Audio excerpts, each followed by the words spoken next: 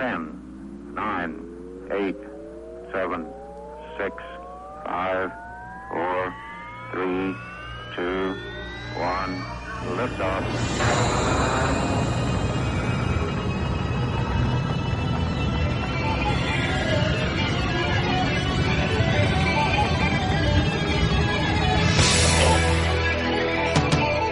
The music plays, the microphones go hot. How the hell are you? Welcome into your home for wrestling, mixed martial arts, sports talk, and a whole hell of a lot more. Welcome to Beyond Ringside, live from the Vault in the Full Range Entertainment Studios in beautiful Birmingham, Alabama. The modern day, the current incarnation of the Vault and the BR Studios is slowly coming to a close. We're getting ready for a major relocation and hoping for the best in that. So definitely keep us in your thoughts in that particular regard as we are getting ready for a slight change in venue. Speaking of, we may be having another change in venue coming up in as early as next week. So keep your ears open right here on BeyondRingside.com. Also, for everybody listening on Ustream this afternoon, thank you very much. Glad to have you on board. The chat room is located over at BeyondRingside.com. Like to welcome in tag team partner, the one, the only, the Oracle of Ominous, the Wicked Nemesis. Turn out the lights, the party's over. He went to the Willie Nelson concert last night is what he did. Ladies and gentlemen, like to welcome in multi-time world champion, our co-host, Tasha Simone. It's in Mexico. I'm 100% Mexican today, but happy Mother's Day to everybody anyway. Hey, mister. Want to see a donkey show? Like to welcome in tag team partner, the voice, Ted Guinness. Just in time, I would like to just say, if you're not watching the NBA playoffs, and I know this is mixed martial arts and professional wrestling, but if you're not watching what's going on in the Western Conference right now with Golden State and San Antonio, you are missing one hell of a basketball series. Oh, no. Great win for Golden State today. 10 points in overtime to even up the series. It's going 2 each then. Damn, I knew this. I knew it was going at least 6 games. I was thinking 7, but I was hoping for 6, and I was hoping San Antonio would pull it out. Well, I told Wicked, I'm a big Warriors fan. I grew up in the Bay Area, obviously, so, I've followed the Warriors, and I've been suffering for the last, 17, 18 years just to even have something to pray for. Even with Chris Mullin there. What's the Run TMC days, which was completely destroyed when they traded Mitch Richmond to Sacramento for Billy Owens. Right. God, do I hate whoever the GM. I think it was Don Nelson still as the GM pulled that trigger. It was. But I told Wicked on Twitter that I was picking Golden State in 6, and if the refs had not been screwing Golden State in Game 1, this would be 3-1 Golden State. And if San Antonio could have hit one shot in that last 3 minutes and 44 seconds, this would be 3-1 San Antonio. It would. And let me pull out a phrase that I love to use. Hey, no, because you used it first, so don't even. No, I'm just gonna pull out a phrase I used to love to use on GCW TV. That if nuts and butts were candy and nuts, we'd all have a Merry Christmas. As it is, it's 2-2 going into San Antonio on Tuesday, and it's going to be a hell of a game Tuesday night. Oh, yes, San Antonio in 6. I already have a bet with our guest from last week, Wiggy Gator. I'm not doing the bet because that's not my team. If it was the Rockets, it'd be totally different. See, the Rockets are my team. I just like Tim Duncan. I respect Tim Duncan. Tim Duncan is one of my favorite players, if not my favorite player in the league. I respect Tim Duncan as well, but the thing is that you say San Antonio in 6. I say Golden State in 6. I'm just throwing it out there. It doesn't have to be anything major, just a friendly wager between the Oracle of Ominous and the Voice. No, because the only thing I bet, if I can't punch somebody or physically beat somebody up, I don't bet.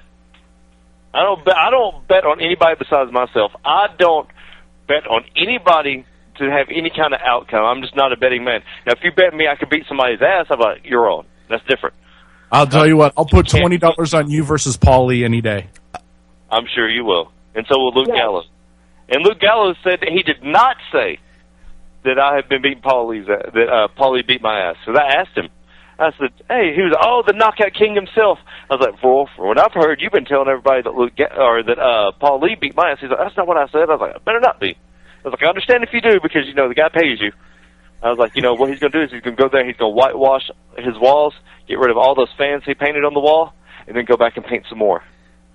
Okay, well, in that case, I am going to call out Miss I was a world champion for a couple of months, Tiffany Rock, and say, Tiffany, you have been busted out. Not only are you not ever going to be a wrestler or a worker, you're also a liar. Well, there you go. And Eddie, you guys missed out on the fact that Chavo Guerrero Jr. and Hernandez showed up at the event. I heard. They showed up in this big Camaro. This white Camaro comes barreling down. And myself and Damon are standing there. We see him pull up, and I was like, I think that's him. They go up, and of course, they look at the guy with the mohawk. We don't know what we're doing. I said, Gallows is in the ring.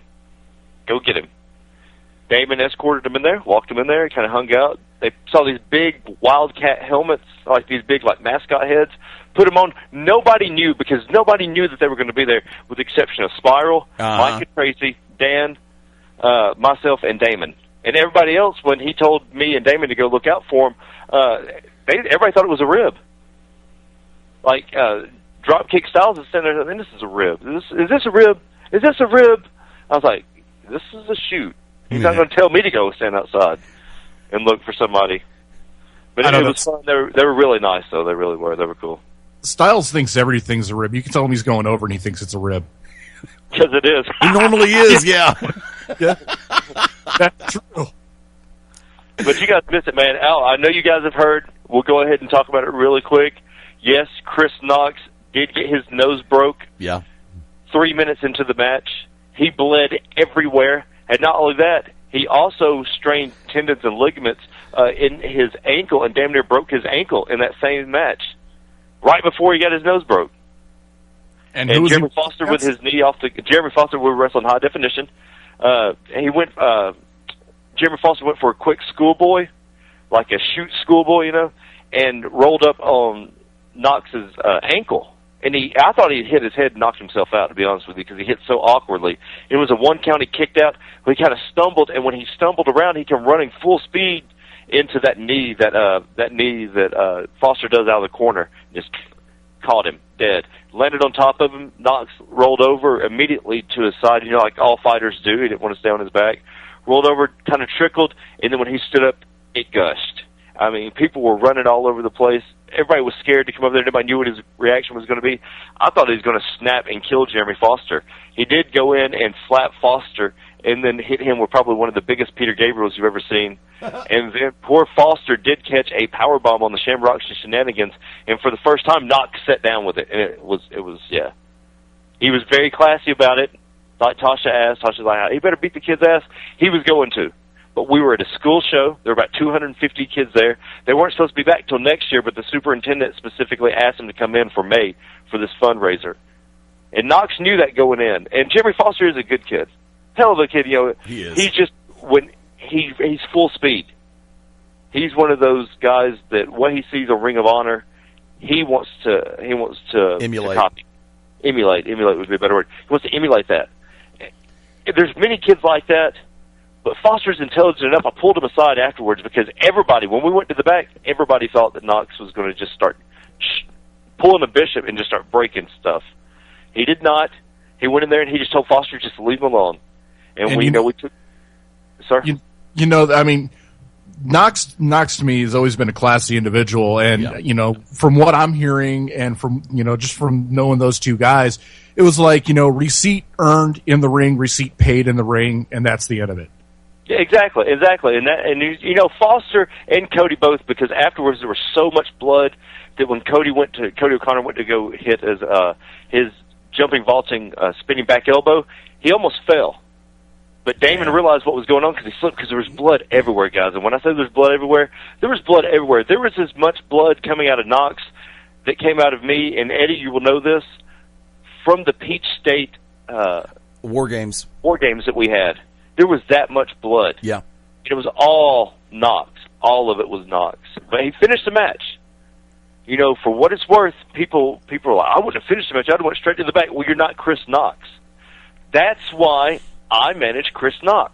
People ask me all the time, you guys, Ted, you've been there, Eddie, you've been there, yep. Tasha, I mean, I'm sure that you can relate. Guys, I mean, hey, man, what can I do to be with you guys? Nothing, because you won't be. Chris Knox getting his nose broke. Tasha, I know Tasha. I mean, that's no offense to those guys. I don't want to. He's burying me. I'm not burying anybody. But it takes a special breed to be associated with the Merchants of Death. That's Right. all it is. I could have 5,000 people. There could be a guy with a Merchants of Death shirt in every promotion right now. But why?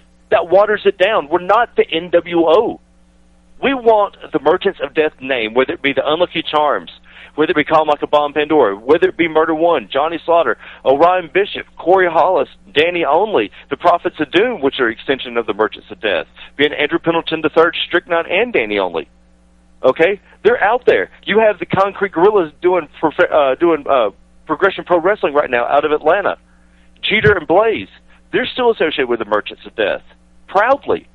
There's a reason why there's only been a select few guys that have been Chip Day and Corey Hollis were extensions, they're what we call momentary Merchants of Death, where they come out and did an association with us and just went about. But it was people that I believe in, people that I put my faith behind. Eddie, you've had a lot of people on Beyond Ringside. There's been different incantations.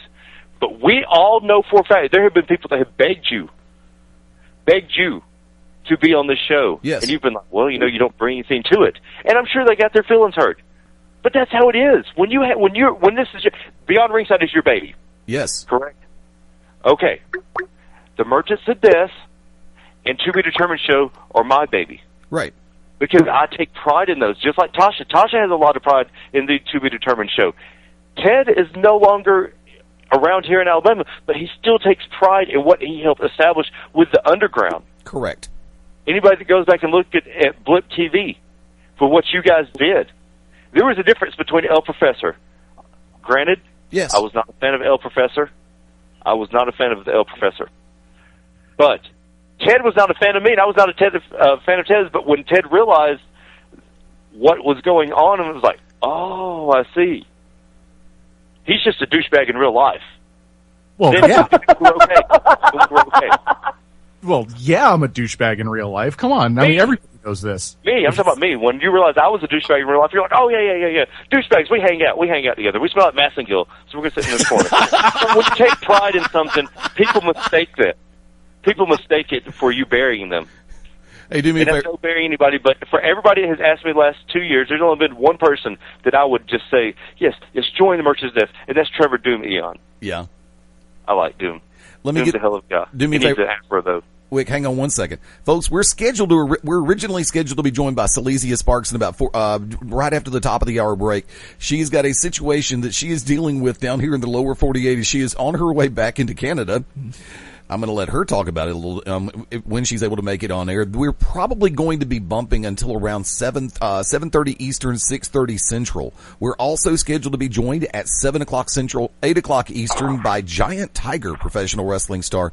And I have now found, I guess, one of the most off-the-wall names for a pro wrestling company that I have seen, and it actually threw me for a loop the first time I heard about it. I'm watching the letters ISW pop up on my screen, and I'm going, okay, Interstates Wrestling, International Superstars of Wrestling. No, it's Interspecies Wrestling.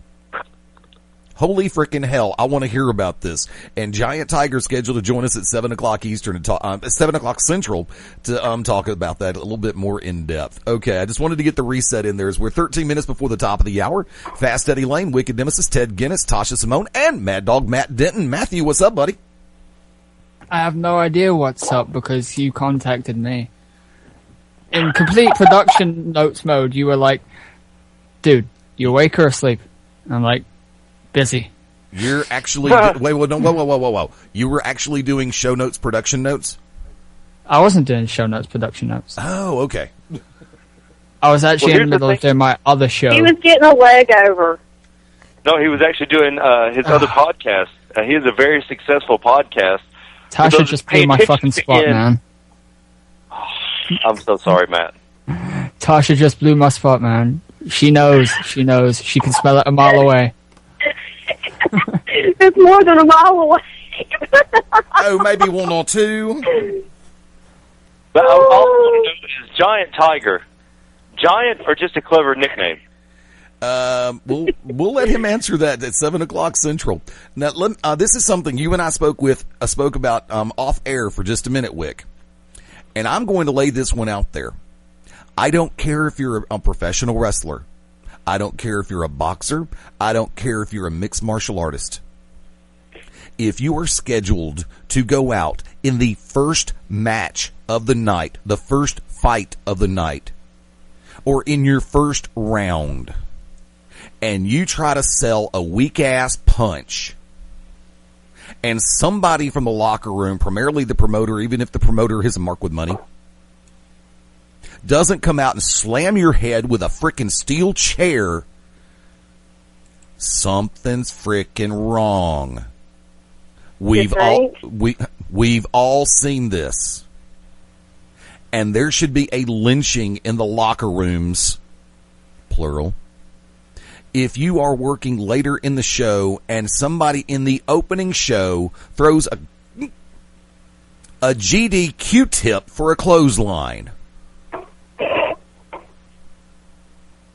That's how infuriated I was at an opening match recently, last night.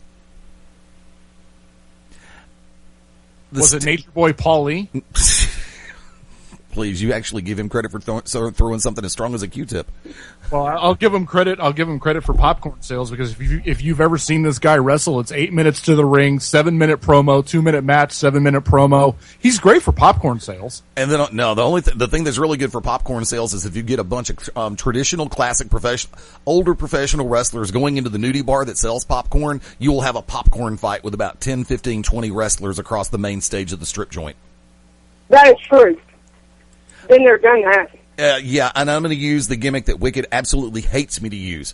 Talk about flashback in time. There was a bar in Birmingham called Sammy's, and I was working a show with old friends of mine, Lee Peake, Dwayne The Rock Phillips, Bill Tabb, Mike Jackson didn't come on this particular show because Mike was still afraid of God at that point in time in his life. Randy Barber, Alan Martin. If you watched some of the old school TBS World Championship Wrestling and you've seen a lot of the guys who were enhancement talent for TBS during the Crockett era, we were all running buddies at that point because we were all working together over here in Alabama and Tennessee. Well, we go to a little bar called Sammy's one night because it's somebody's birthday, mine. And next thing you know, we got half of us sitting on one side of the room, half of us sitting on the other because we'd already plotted. We had a couple of female friends who were actually on stage throughout the course of the evening, and we decided just because it was her birthday too, we were going to give her a birthday popcorn fight. So we waited till the second song of her set when she was nude except for a G-string and heels, and we started launching popcorn back and forth at each other, and she's getting caught in the crossfire. That is a moment that should be on YouTube or something like that. I don't know. So if you haven't lived through a moment like that where you've been in the middle of a popcorn fight with somebody who's nearly naked, you haven't lived on this planet. That's all I'm going to say. But I think it was on Cinemax last night. Hey, cool. Works for me. As long as they spell my name right, I don't give a flying rat's ass. But if you are working on a show and somebody in the opening effing match throws a poor excuse for a punch, weaker than Stone Cold Steve Austin's after the Luthez press, and you don't rip this person when you get back to the locker room, something's wrong. If they throw a clothesline that would make 2-day-old spaghetti look strong, there's a problem in the locker room. Or you're working an outlaw show, one of the two. I've seen it happen or both. Thank you. Or both. Yeah, but you can't handle that. If nobody knows what's wrong, who can correct it? If you're working on a show where nobody's trained, then nobody knows. Now, I agree with you. If you're in a wrestling event and then it happens and somebody doesn't crawl their ass, then you have a problem. Yeah.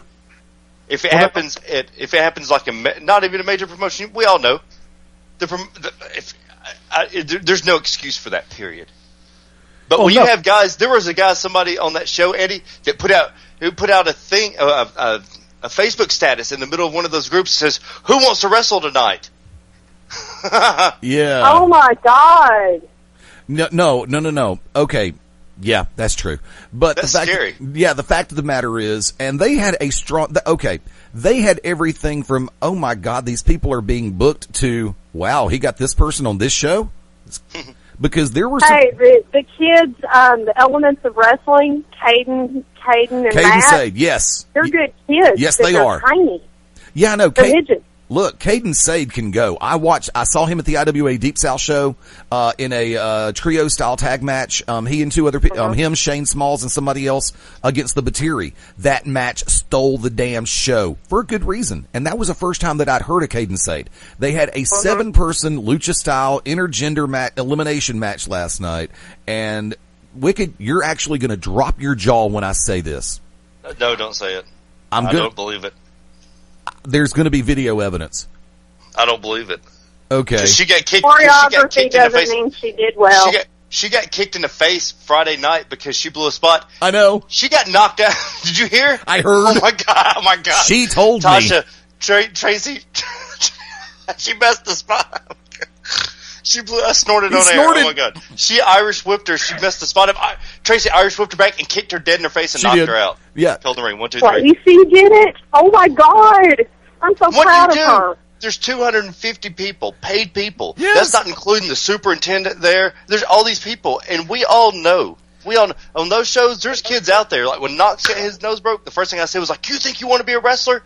I laughed because of things like that. That's when people realize it's real. And Tracy's one of those most soft-spoken people in the world. She is. One of the softest. I've been stiffed by Tracy, and I've wrestled Tracy. Tracy, I never felt Tracy touch me, except for the slaps when it needed to be. When it was to sell the match, I got my eardrum damn near busted. Yeah. She knocked her out with a Yakuza kick. So hard. Good for her. Oh, but Eddie, yes. I'm glad Octavia was booked on that. That's Octavia's problem. She doesn't have enough matches outside. Ted, you know this. We've ribbed Octavia. I like Octavia. Octavia's a nice girl, but she shouldn't be in the ring. Yeah, she needs seasoning. But let me go back to Eddie's original point. Eddie was, if someone's not out there busting ass because someone's throwing weak-ass stuff in the middle of the ring, not only that, but that just goes to tell you that nobody in the back is watching the match ahead of them. Oh, yes, sir. Which means nobody knows what has been done in the match previously, and they're going to go out there and they're going to repeat, hey, this guy threw 3 power bombs, but no one saw it, so let's go out in the next match and throw 3 power bombs and then have a moonsault. I was clapping if anybody wanted. But Eddie, were you embarrassed to be there? If you were not embarrassed to be there, then it was a hit. Okay. Because we've all been there, we were like, I can't believe I'm working this show. The 7-person intergender luchador or lucha style match, I actually sat back and applauded because everybody in that ring, even her, gave a great account of themselves. She was better than normal. And you know me, I would call a spade any day of the week on that. If I think somebody sucks, I'm going to sit back and say, they didn't have a banner performance. She was actually, she showed improvement last night over the last time I saw her in the ring, and I'll leave it at that. And who was she in the ring with, really quick? Hold on. Do I have my notebook around here? Yeah. Because I know she's had some, like she wrestled against, Johnny Slaughter guys at ACW. Sir? It was 6 guys and an Octavia. That's her fantasy. Don't say it. Don't say it. No, that's bad Wicked. Bad Wicked. This is not. Now I will say. Now, I'm going to say this, and I'm going to. This is a straight shoot from the hip. There were some good matches on the show last night, and the promoter Kevin Brannon, and I'm talking about the LXW show from last night in Sylacauga, Alabama. And folks, please forgive me for what I'm about to say. To the absolute ever-loving piece of shit who was going around ripping down posters last night and telling people, and I'm going to say R.E. is that person's initials. I'm not even going to give them enough dignity. I'm not going to dignify them on air with their full name. Randy Epperson, you're an idiot. You're a loser, and you're the one that stole money from Rick Steiner and Johnny Swinger. If anybody tells you, hey, I'm going to pay you, I'm going to meet you at Walmart to pay you. No. And he's I don't know, say what I would say. And Eddie's being nice. I'll say his name because of the simple fact that people don't need to work for him. He's still getting bookings, and he's claiming disability. You guys know that? He's claiming disability. So he gets a disability check, and then he tries to, whenever all this happens, he's like, I'm just a spokesperson for these companies. Are you kidding me? Wait. The guy said, I will pay you at Walmart after the show? Yes. That's what he told some of the guys. That has to be the best swerve I've ever heard. And if people fall for it and not whip his ass. Yeah. But by the same time, and I will say this, Kevin openly stated the fact that he was trying to promote something along the vein of a blend of a Chikara-esque, not Chikara, but Chikara-esque style combined with $5 wrestling. He succeeded in certain areas from last night. The main event last night was called the Plunder Buffet Battle Royal to determine the brand new and the initial LXW champion. Now, I will say this. Somewhere there is a Golden Corral crying because there was so much frickin' food out there, and that's why it was called the Plunder Buffet. There were some people in that ring that I enjoyed watching. There were some people out there in that ring last night that I was ready to just go get a gun. And I kid you not, it would have been a fully automatic, sorry Barry, it would have been a fully automatic assault rifle. So, like I said, sorry Barry, and tell Uncle Joe I said hi too. Blow me. But I don't talk politics on this show. Never. Nuh-uh. Not in a million years. So, there. But last night, like I said, there were some matches where I had a great time. Mabo and Tunzi were there, Mark Mabo Bowman and 2 Tons Adam Coffey, and they were laying down tracks, doing some analysis for the show. Unfortunately, I guess we had a bad connection coming out of the board going into the recording system, because through the headset everything was fine. So I'm going to have that board put in and looked at. But I will say this. We had about 230, 240 there last night in Sylacauga, Alabama, and they were some great fans. Now, like I said, they got treated to everything from oh my God moments to oh my God. And that's the easy way to say it. So, Kev, I want to say thank you for including me in the show last night. I had a great time calling as far as announcing, and I'm just going to take us to break on this little note. To everybody working a professional wrestling show, or if you're on mixed martial arts or boxing, if you're doing a show and you are not sure if the sound guy has your music, go ask him. And if the sound guy on the PA system and even comes back to the locker room and says, if I don't have your music, or if you're not sure if I do, please come see me now, and you don't, you're a idiot. And we're going to break, and we'll be back on Beyond Ringside right after this. Let's keep this thing flying. Welcome back into Beyond Ringside, Sunday Night Live, 7 minutes after the top of the hour on the 12th of May, 2013. Something we did not do in segment number 1, and I want to go ahead and do it now. We got a chance to. Wicked Nemesis will be back in just a minute. Also want to give a very special tip of the hat to our tag team partner, off air behind the scenes in production mode, Mark Mabo Bowman. Mark just let us know that we're going to go and reschedule Silesia Sparks to come in next week. She's unavoidably detained and is going to be running behind schedule getting through customs. I'm just going to go ahead and say it. Yes. You know what? I actually have something to say about that. Go ahead. Because I'm really disappointed. Fuckity, fuck. I knew you were going to do that. I knew you were going to do it. Matt, 85% of the credit for that. 85%. There you go. However, At least I had the balls to do it. Well, you got the jump on me, damn it.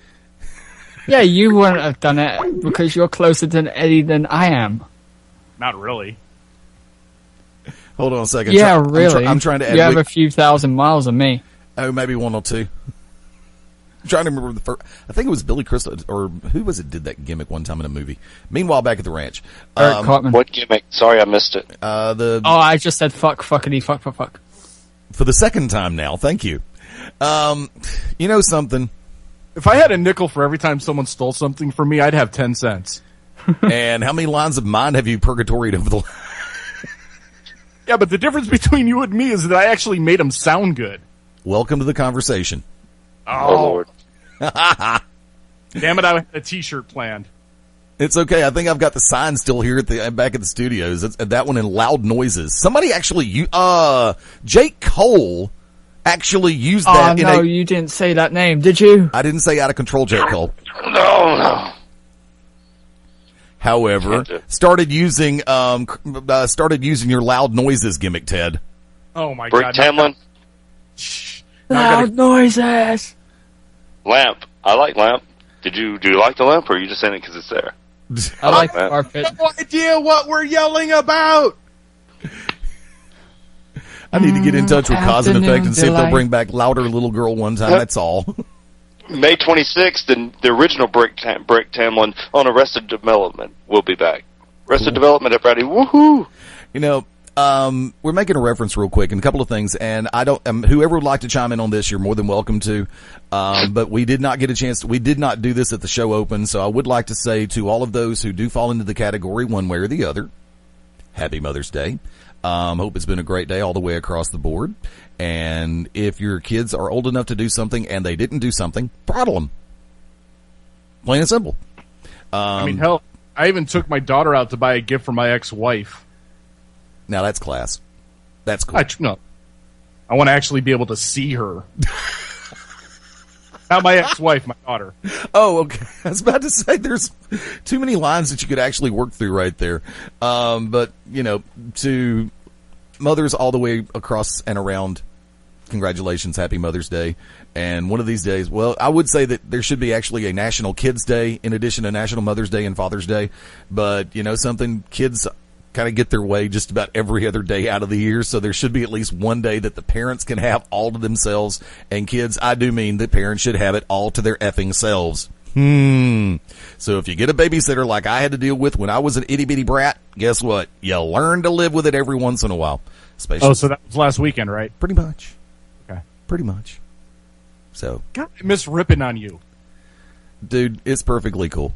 See, and then there's a world of difference between actually being able to say something and trying to interpret what you see on Facebook and or Twitter. So that's why it's like I enjoy the interaction that we have here on this show. And it's not like we're talking into a complete chasm or a wide open spaces or an abyss. Speaking of abyss, that was the worst segue I've done in the last 5 effing years. Oh, wow. That was terrible. I know. The one that I had. I actually intended for it to be that damn horrible, even though it wasn't that damn predictable. The segue. Can we throw that segue right into the abyss? Yes, we can. Speaking of course, the return of Abyss this past Thursday night on Impact, which actually I was pretty damn glad to see Abyss back. And even though technically he was back and of course got the huge pop, he was looking more like the monster that everybody knows and loves and remembers from being a major ass-kicking force in Impact Wrestling. Except not really, because if you look at it more closely, he barely got his leg up halfway for big boots. He didn't hit a really good black hole slam like we know he can do. Of course. And that's just me just crapping all over it, though, because it's TNA and because it's the cool thing to do. I'm one of the cool kids. Yay, me. Well, see, I don't think you're crapping on it. Because I don't think you're crapping on it. I think you're telling the truth. There is a difference between telling the truth about something as you see it and just ultimately just taking an S on it for the right and wrong reasons. So, I mean... Sorry, Eddie. No, go ahead. One thing that I would have done differently is ditch that annoying bong, bong entrance theme that's reminiscent of The Undertaker's. I want the Give old him Abyss back music back. the old one. Yes. Well, I mean, this is Abyss we're talking about, so he's like the king of gimmick infringement. When I first saw Abyss, I was like, oh, they just have a fatter version of Kane, or Mankind. which essentially he is. So I mean, if you're going to steal something, you might as well call out. Except Kane was a burn victim. Abyss wasn't. Hold on, Tasha. Just because he's. Sorry, go ahead, Tasha. My apologies. I was just saying, I thought it was a rip-off of Mankind. Not That's what I thought. Yeah, that's what most people. He was thought. Mankind. He was Mankind and Kane because remember he was also in a mental institution under James Mitchell. Yes. Yeah, James but that Mitchell was was later on in his. No, but they had hinted at that when he very first got into TNA. I do believe they mentioned that, and then they were just like, well, we're just going to ignore it. If anybody remembers, James Mitchell at that time was going through this he's already a Satanist, like a very known Satanist, worships Satan, believes that, God is off his throne, etc. James Mitchell really was a Satanist, and that's when his character took that turn. When he started with Hugh Morris, that's when he started incorporating more of the Satanism, more of the occultist talk, more of the Anton LaVey-esque type managerial style of, beating on. And they talked about it when he first got in there, and that's what he was compared to. He's like, well, they took Mankind and they took Kane and combined them together, which is a hell of a comparison. Because think about it. Nobody knew who the hell he was, and here he is. He was the monster. But we all know that with big guys like that, eventually there's only so much you can do with them without being like they're unstoppable. Right. Sorry, I'm just going to have to just bust you out on that one because James Mitchell wasn't involved with Abyss until 2005. Yeah, wasn't that the whole Dr. Stevie gimmick?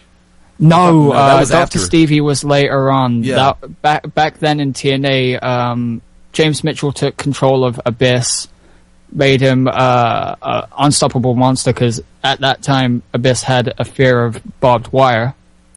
Feuded with Sabu that with and the all Raven? this. No. Actually, around then, yeah. The House of whatever it was, I'm sorry. The House of the Clockwork. Clockwork Orange, House of Fun. Yeah, that's it. Okay. I don't think Which Abyss I liked. and Raven actually fought in that match. It was Monsters Ball. Hey, Matt, you'll understand something one day when you get older. Marijuana affects the memory. I can't even remember my first match. I'm straight edge. It actually helps mine. Look, I barely remember what happened Saturday night. Or what happened Friday night in our matches, much less what happened in Abyss's career. No, I understand that. It's just the fact But that yeah, I'm a that's cool. pedantic prick. That's why you're here. That's why you're here. That's why you're here, sir, and that's why we need you on To Be Determined show. Because of just reasons like that. TNA.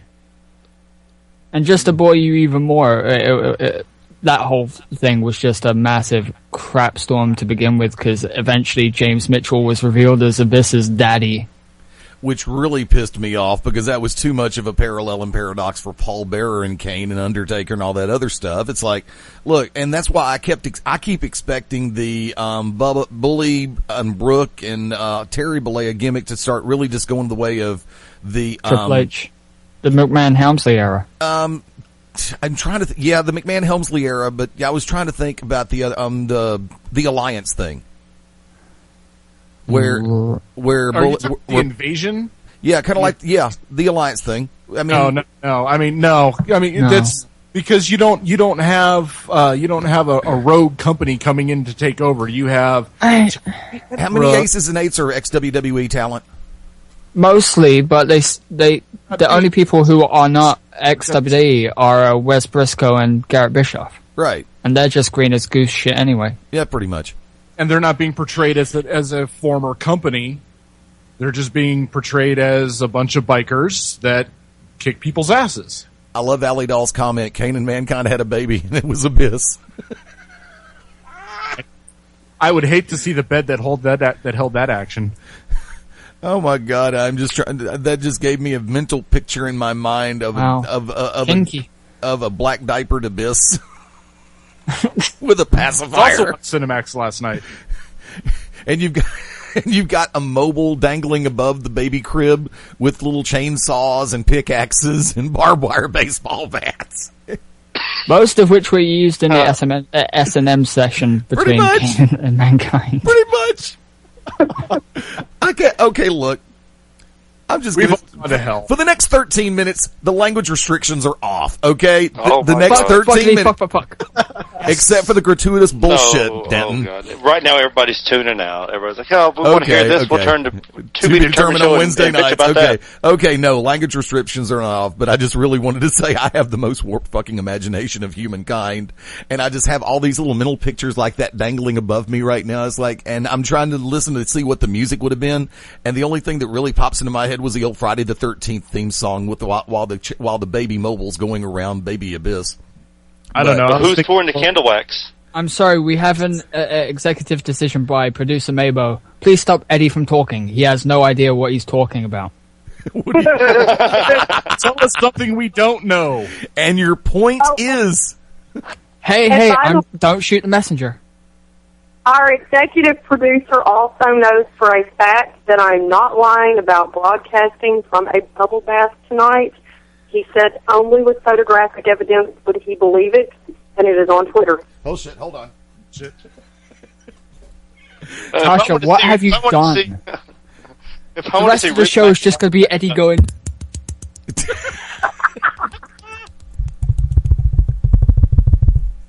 You sick bastards. Wicked, you were about to say? I said if I wanted to see Reba McEntire in a bubble bath, I would watch Malibu County. Wow. You had to get on Reba, didn't you? Damn you. Let me tell you right now something. You had to get on Reba, didn't you? She's the one who came out with my favorite song, Turn on the Radio, plain and simple. Call, text, Twitter me, text me your blinger's finger. God, I've lost my mind. Meanwhile, back at the range. You know we've got a pay-per-view from WWE coming up next week and nobody actually gives a damn? Oh, well, I want to say this really, really quick, guys. Wrestling has bored us so much over the last 2 weeks. We're talking about Reba McEntire, something I want you to know nothing about. You're talking about hot redheads. Okay, you're talking about hot redheads and bubble baths. Hello. Hot?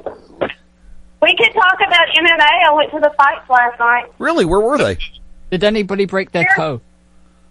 Nobody broke their toe, but Eric Anders hit a so hard in the face that he busted both of his cheekbones open under 30 seconds into the first round, and the fight was stopped. Eric Anders? Yeah. Now, wow. So they ended up he lost by referee stoppage? Well, they called it a TKO, but yeah, that's what it was. Okay. Well, TKO. Because that would actually be Eric's, I think, second real loss as an amateur, because I've watched Eric Anders fight a number of times, whether it be for Strike Hard Promotions or Sport Fight X, and normally when Eric steps into the cage, that he has got it going on. And for our friends in the home state of Alabama, I'm referring to, yes, Eric Anders, formerly part of a national championship squad for the University of Alabama, who has turned mixed martial artist, and the kid has made a lot of progress. What round was that in, Tasha?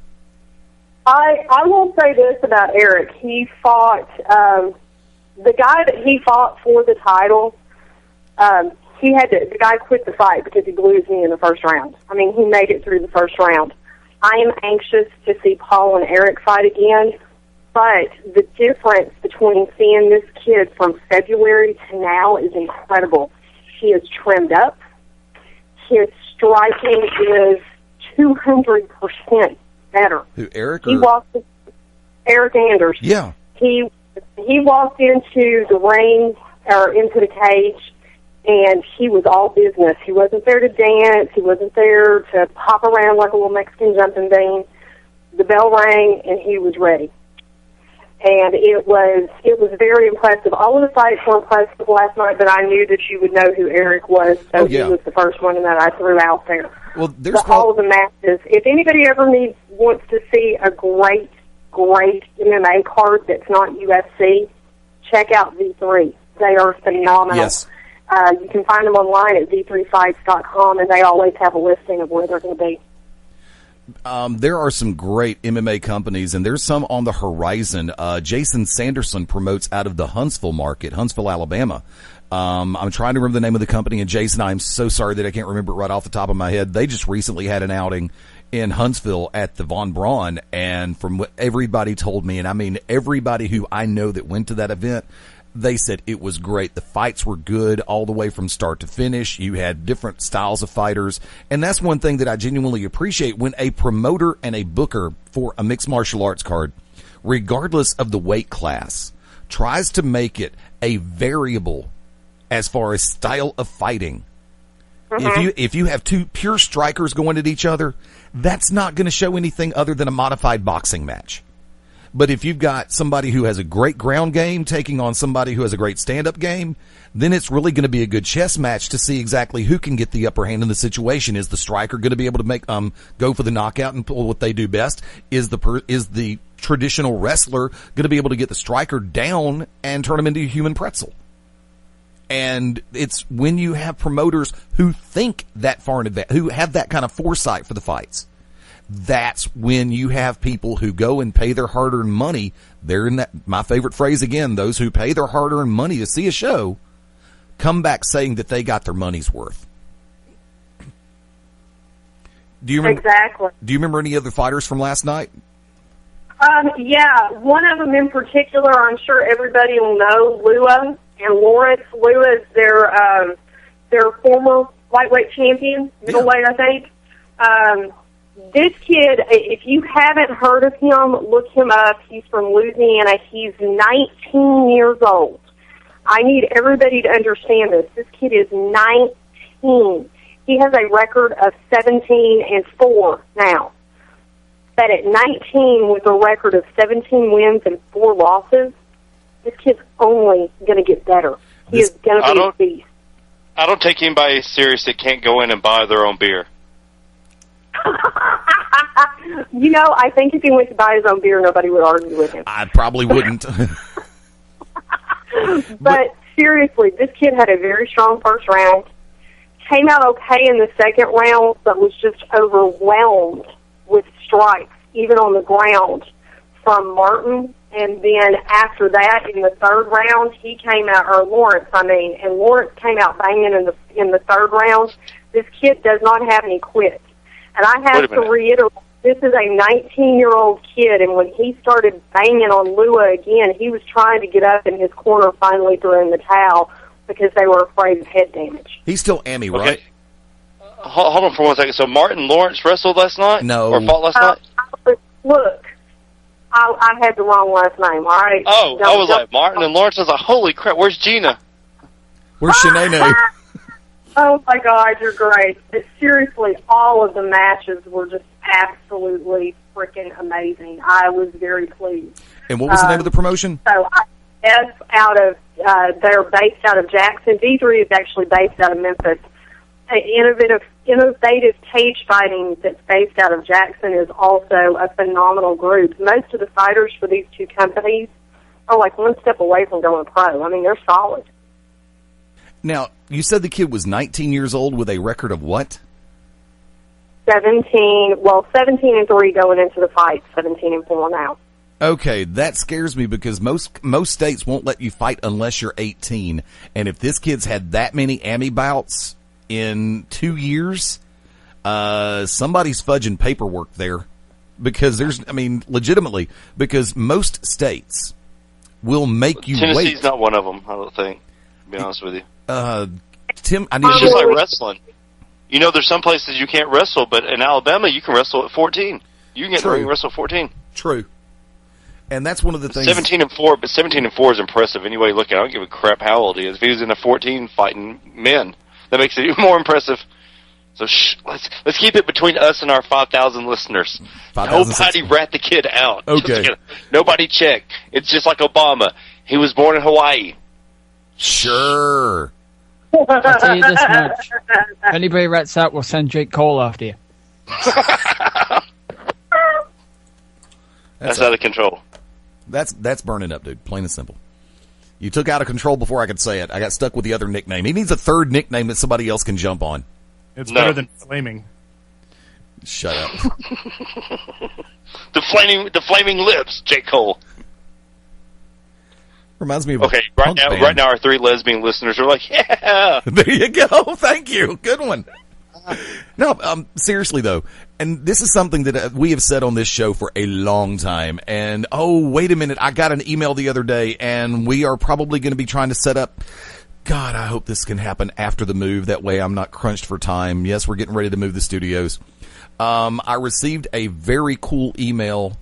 Yeah, it's rare with you can use the words cool and email in the same sentence, from the agent who is actually a good friend of mine for Dan the Beast Severn. So we might actually, we're trying to work everything out to get Dan set. Mabo, if you're listening, I've got this under control. Mabo better be on. If Mabo's not in this interview, I'm not going to do it. What, with Dan Severn? Yes. No, kidding me? Let's be honest here. We're not interviewing Dan Severn. Yes, we are. We're interviewing his mustache. Interviewing Dan Severn's mustache. Exactly. Thank you. Thank you, sir. Yeah, because what was one of the questions we've used in the lightning round for the longest time is like, what's more dangerous, or what, what's the worst proposition? I think the first one that I came up with the lightning round was, what would you rather do? Box an octopus or shoot fight Dan Severn's mustache? Dan Severn's mustache is undefeated in the lightning round. Yeah, in the lightning. No. Whoa. Hold on. Mabo's going to have to clarify that one, because there was an interview that we did, and I'm trying to remember who it was, where Mabo brought up the question and gave the option, and the person took the other option, or took Dan Severn's mustache. So I'm trying that person's foolish. I'm trying to. Oh my God! I don't. Mabo, you're going to have to correct me. I'm trying to remember if it was Ryan Cruz or Darren Corbin, but it was somebody in that timeline that actually said they would rather shoot fight Dan Severn's mustache than take the other option. So Dan Severn's mustache did suffer one loss in the lightning round. Are you sure they weren't? In reality, it never loses. Come on. It never does. Don't horse shit me now. Now. I can tell when you're horse shitting. Okay, Matt. Your lips move. Professor X. There you go. Awkward silence. No, but see, here, coming back to it, this is something that we've preached on this show for a long time. And it doesn't just pertain to the world of professional wrestling. It also pertains to mixed martial arts and other sports. Number one, get your ass away from the television. Take a look around because there are some quality promotions in wrestling, mixed martial arts, boxing, in other sports. Hell, Birmingham even has a great roller derby team, the Tragic City Rollers. Yeah. And actually, I was in touch with the publicist for TCR earlier this season. And we were supposed to actually have a couple of the girls from Tragic City Rollers, Birmingham's roller derby queens. Matter of fact, excuse me. Let me make sure my Pink Floyd shirt looks nice real quick. There you go. I got the Led Zeppelin shirt ready to rock. But in all sincerity, yeah, I mean, so if you get the opportunity, and granted, especially with Bellator putting out a great product, still, you owe it to yourself to get the hell away from the television set. I mean, to the 17 people who actually made it to Birmingham's Boutwell Auditorium to catch the TNA show this past Friday night, I commend you for getting out on a Friday night to go check out a show. To the 200 plus who made it out to Tarrant High School to catch Global Championship Wrestling, I commend you. To the 200 plus who came out last night to Sylacauga to catch LXW, I commend you. To those who made it up to the show that Tasha was talking about, the mixed martial arts show in Tennessee last night, thank you. Man, I felt bad for TNA. I'm not even gonna lie. For one time in my existence, I felt bad for a wrestling company.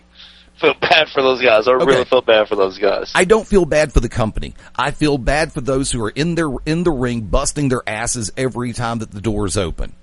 I feel bad. Yeah, but it's one thing it's one thing to go out and wrestle in front of 30 people knowing you're going to get $5 or a hot dog and some chips. It's another thing to know you wrestle for a major promotion and there's 40 people in the audience. Yeah, but when this major promotion not only jacks around the ticket prices, but also jerks around the paychecks of the talent. I mean, I only have... Yeah, I went there. I mean, shoot, bottom of the hour break. Folks, tell you what, we're taking the bottom of the hour break. We're going to be back in 5 on Beyond Ringside Live. Hang tight. We're going to pick this up right after this.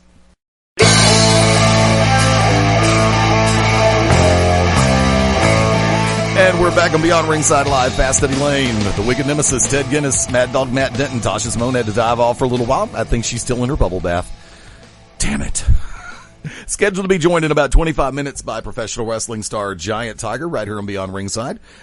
We did set everything up to where Silesia Sparks is going to be joining us next Sunday here on Beyond Ringside. For our friends in the central Alabama area, I want to remind everybody that Buffalo Wild Wings in Trussville is going to be showing the Extreme Rules pay-per-view. It is free to get in. Come early, come hungry, and for those of us 21 and over who are not straight edge, buy a damn beer. And for you people who just want to sit there and eat 6 wings and drink water, I'll be the first one to walk up and kick your ass. Plain and simple. I will hire Wicked Nemesis to come in. I'll pay him $20 just to punch you in the mouth. Plain and damn simple. I'm that nice about it. And of course, I know Wicked Nemesis. He'll charge me $20 per person that he pops in the mouth. So I'll go broke. Yeah, of course. I'll go broke that day. But you know something? I'll be happy.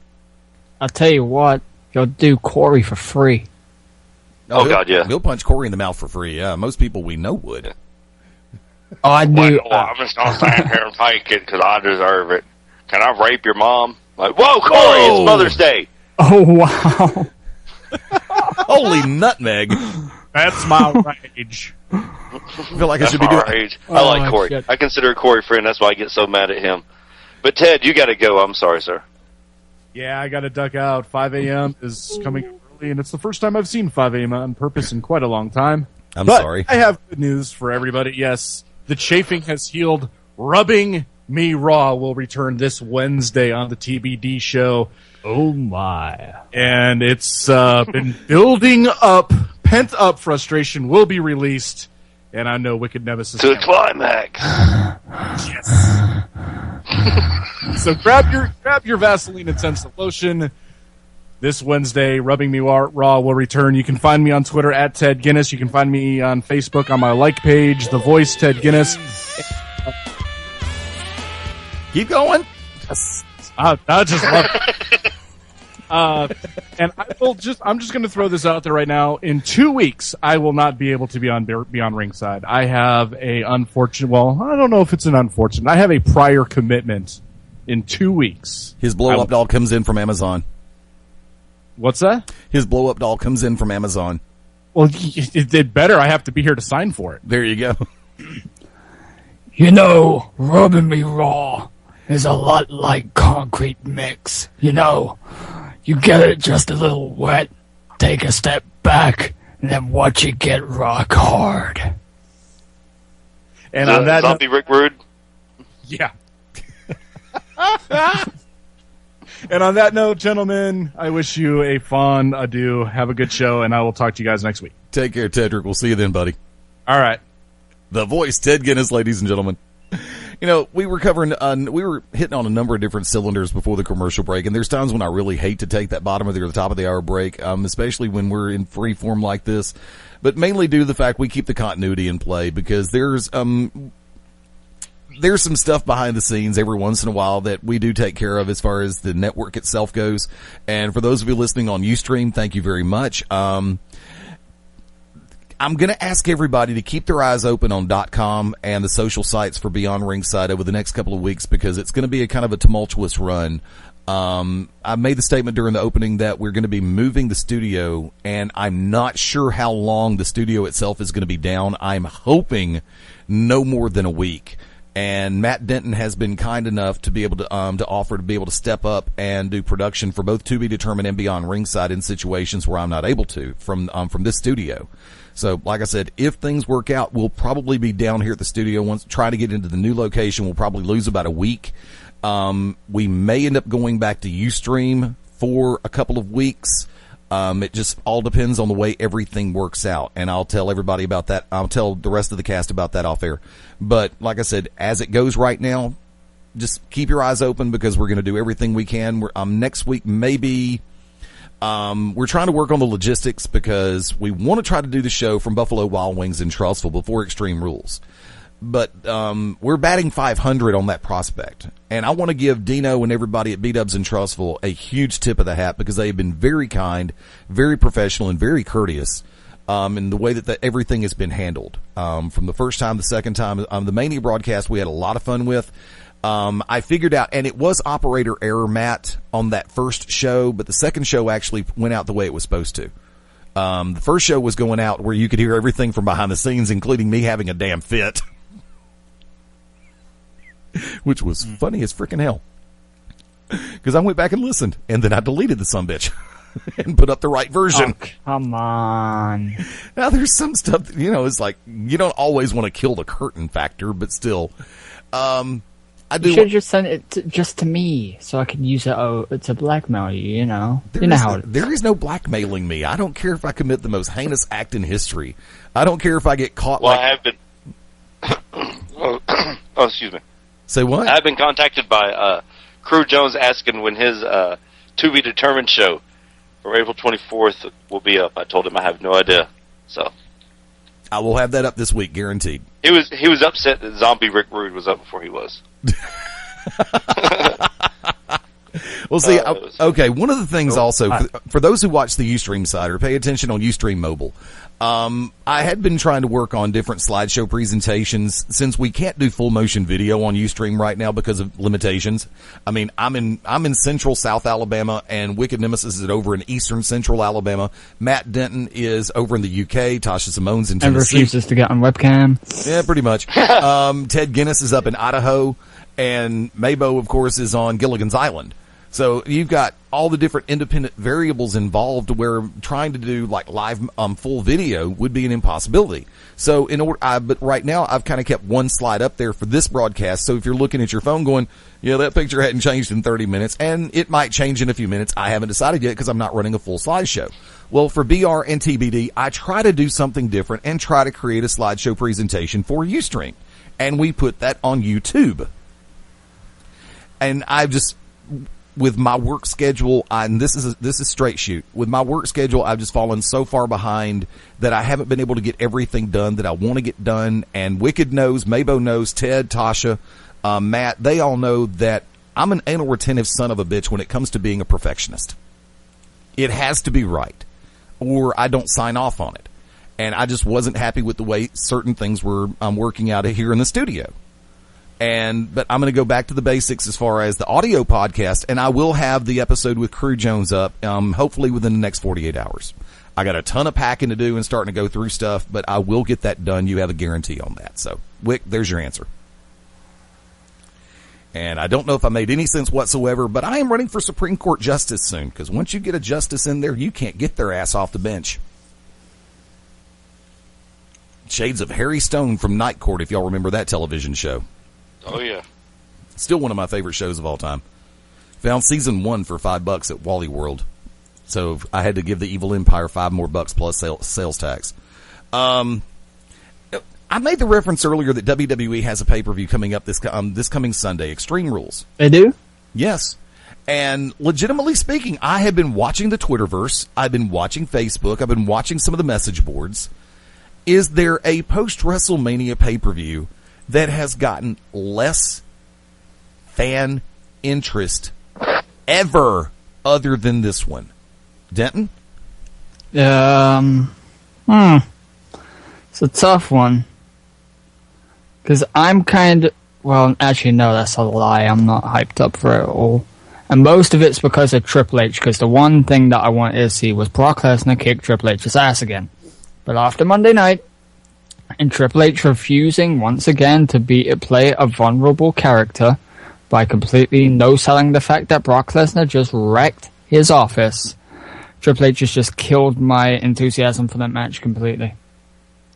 Because you know what's going to happen. I know what's going to happen. The world knows what's going to happen. And, boring. In this case, actually, I'm going to argue because I think in this particular circumstance, Brock goes over. Wick, agree or disagree? I'd hope so. Yeah, he better. Well, I mean, remember, Triple H took the win at Mania, of course, which is the last stand for the badass Triple H, and you've got the steel cage match coming up. Brock Lesnar's ripped the office apart, or the corporate office apart, and Triple H, as Matt so beautifully said, no-sold it.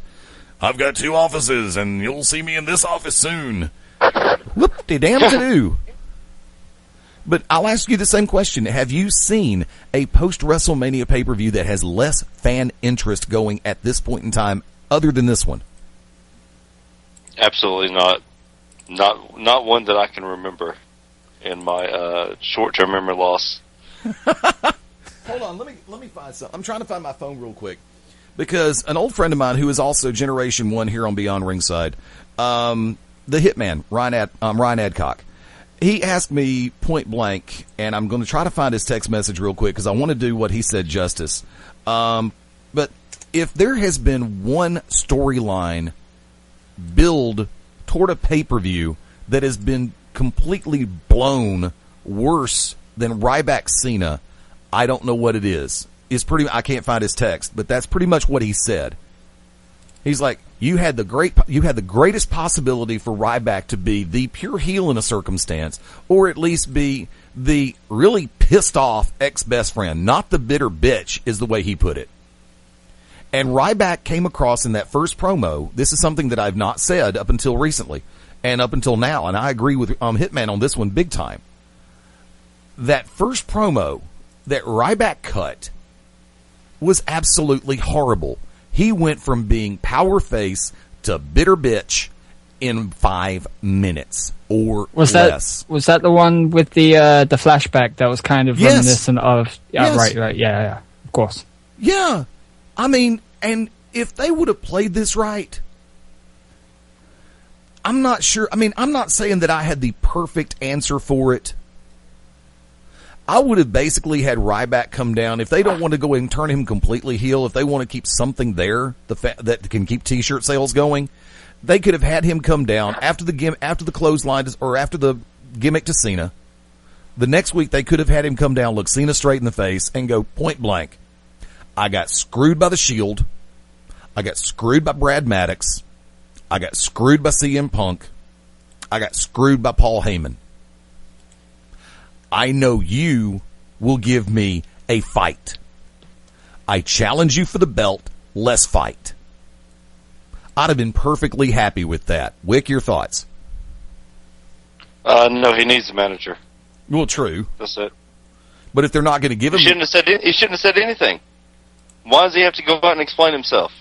He should have just went out and just started beating on Cena. Not said anything. Just ran to the ring, started beating his ass. Well, see, I laid that out there in the way that I did in case they didn't want to turn him completely heel. Yes, sir. Or they could have had him do like the Big Show because, since people don't remember, had him rip through the ring and pull Cena down. Yeah. And then them started fighting or something, or have him crawl out and leave Cena there. Yeah, but that was kind of done already, like, in recent memory, so I don't think they would have gone to well again with that one. They've done. When was it done in recent memory? I'm sorry. Kane. When Kane came back. Well, he shouldn't have said anything. He should have went in the ring and started beating the crap out of Cena. But I agree with Eddie, that whole Ryback power face to bitch in 5 minutes thing. One thing that I have said from the beginning that it's because really of what he said, though, Matt. It's not the fact he went out there. It's because of what he chose to say. Right. Oh, no. Because he shouldn't be talking. Yes, sir. I'm gonna go back to when Ryback was squashing jobbers. He said, "Feed me 3."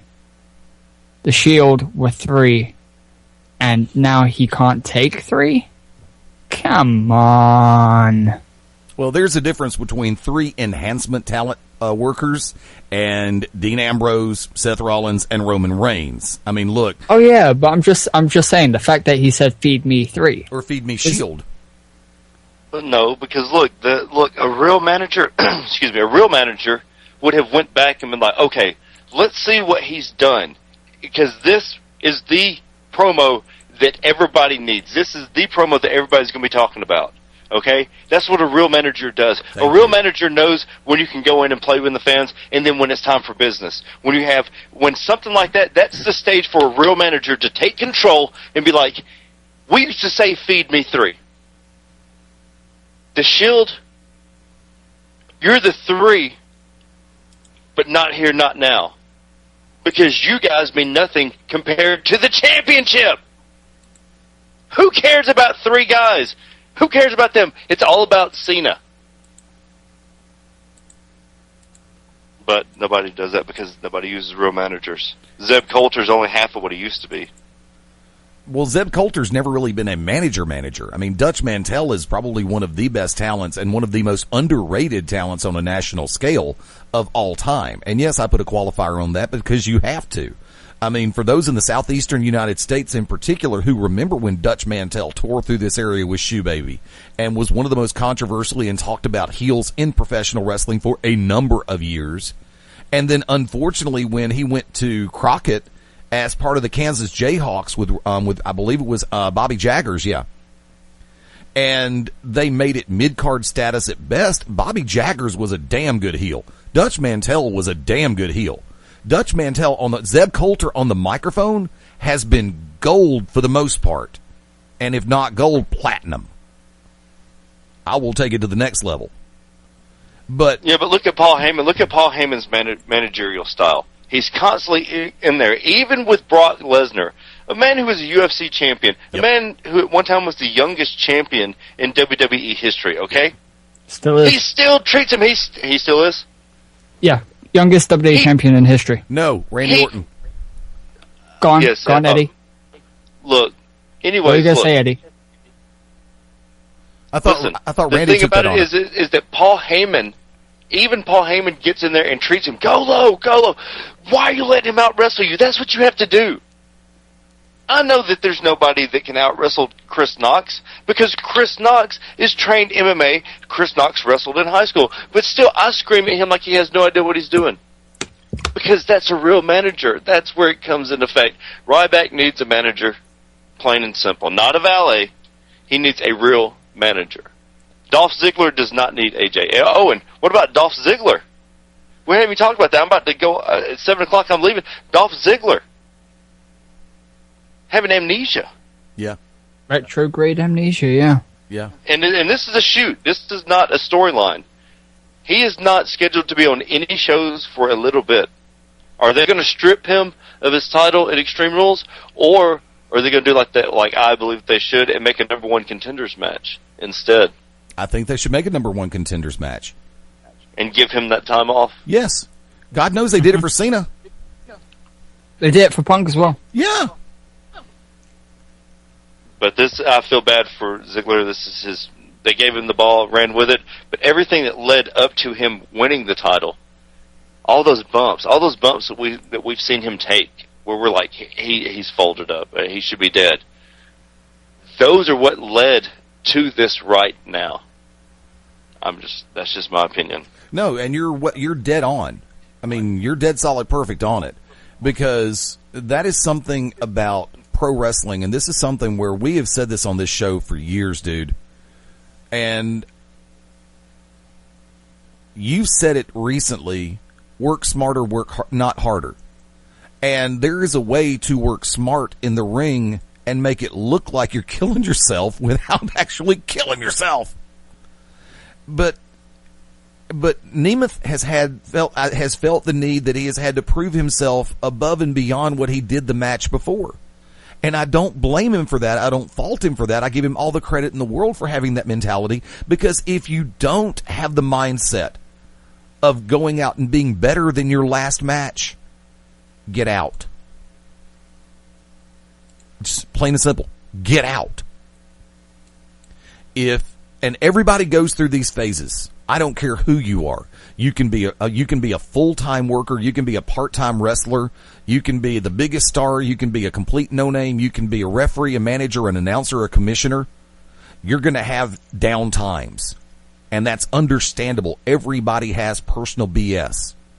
Everybody has personal lives. Everybody has personal issues. You also have health issues. And if you are at a point where your body is coming apart, stop. Not get out, stop. Because it doesn't matter. You can be knocking down 7 figures. But if you are pushing your body past its limits and you're already broken up inside to the point where you're causing yourself permanent damage, permanent injury, and possibly life-altering damage and injury, stop. Take a time out. Assess the damage. Go to a qualified professional, whether it be, mental, whether it be physical, spiritual, it doesn't matter. Get a real evaluation, get a real checkup and full physical. Then if you really want to, get a second opinion. The hardest phrase for anybody in pro wrestling to let sink into their skull is, this business will be okay while you're out getting better. Even if you are the best person in the ring or the greatest on the microphone, this business will go on for a little while you're out getting better. And a lot of us have a hard time with that. Wick, you know better than anybody. Mabo knows it too. It tears me up when I'm not able to get the day off to go work a Friday night show with Global. Because I want to be there. Because I enjoy doing what I do to the level that I do. You've seen me go out there with a frickin' 103 fever.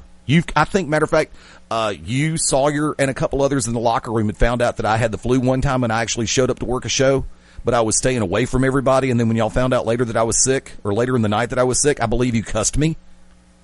It's like, what the F are you doing here? You should be at home in bed right now. And maybe I should have been at home in bed. But I love this business that much, and I enjoy doing it as much as I do, to where, yeah, I'll put my body through that much more hell. Because I'm also an anal retentive son of a bitch when it comes down to the fact that I'm not sure who's going to take my place for the night. If I know it's going to be somebody that's going to do the job and do it well to where the boss isn't going to yell at me later for being sick, I'm okay with it.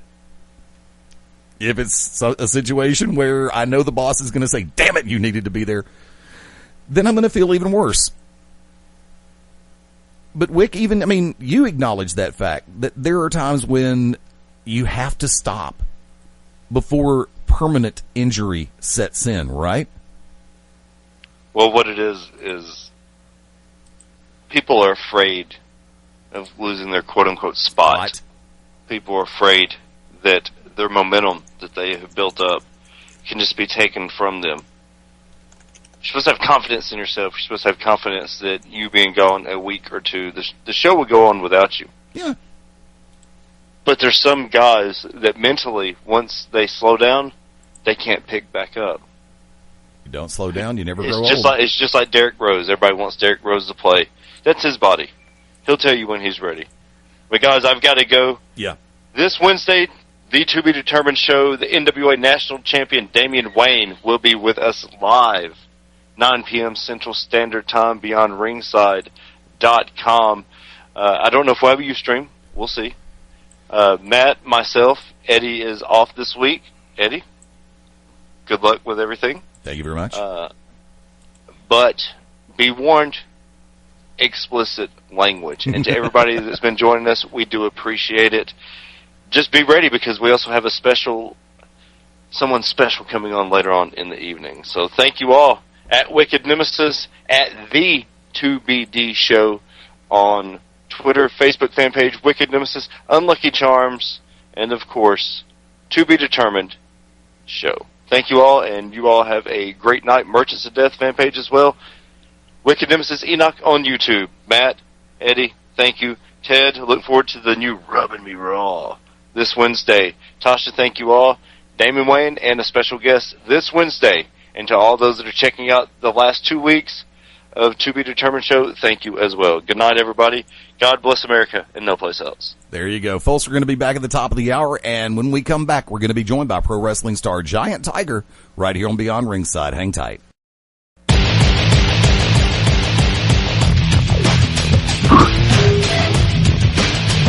We are cock-locked and ready to rock in more ways than one. Welcome into your home for wrestling, mixed martial arts, sports talk, and a whole lot more. This is Beyond Ringside, live from the vault in the Full Range Entertainment Studios in beautiful Birmingham, Alabama. Like to say, hoping everybody is enjoying a great Mother's Day weekend all the way across the lower 48. Fast Eddie Layne behind the control panel. Like to welcome in our very special guest at this time, ladies and gentlemen, professional wrestling star Giant Tiger in the house tonight. Tiger, how you doing tonight? Yo, I'm pretty good, man. I'm pretty decent. Professional wrestling star indeed. Yeah, that's me. Now, I didn't ask this off air. Which do you prefer, Giant Tiger, Mr. Tiger, or just Tiger? How do you want it done? You can call me GT. Let's just go GT. Let's go GT. Works for me. Now, do me a favor. I know that you've got a lot going on, because I know that you're working with Interspecies Wrestling. You've also got Battle War. But I want to go back a little bit, if I could, for those who have not had a chance to find out exactly what makes Giant Tiger the Giant Tiger. Wow. The name Giant Tiger really has zero meaning to what I am. I have a tiger mask. I guess that's basically it. Giant Tiger, the name, has nothing to do with it. Besides, like, there's a store in Canada called Giant Tiger, and they sell like clothes and like kind of cheap stuff like that, like cheap clothes and deodorant and toothpaste. And I worked there for a little bit, and I think that's really where the name came from, because I had the mask. But yeah, those stores are all around Canada, not in Quebec though, just like I think Ontario, where I lived for a little bit.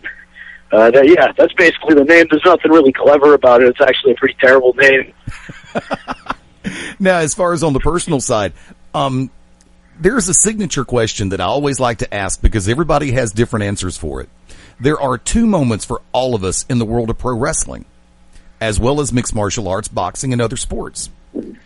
The first moment is when you genuinely become a fan. And in our case right now, it'd be pro wrestling.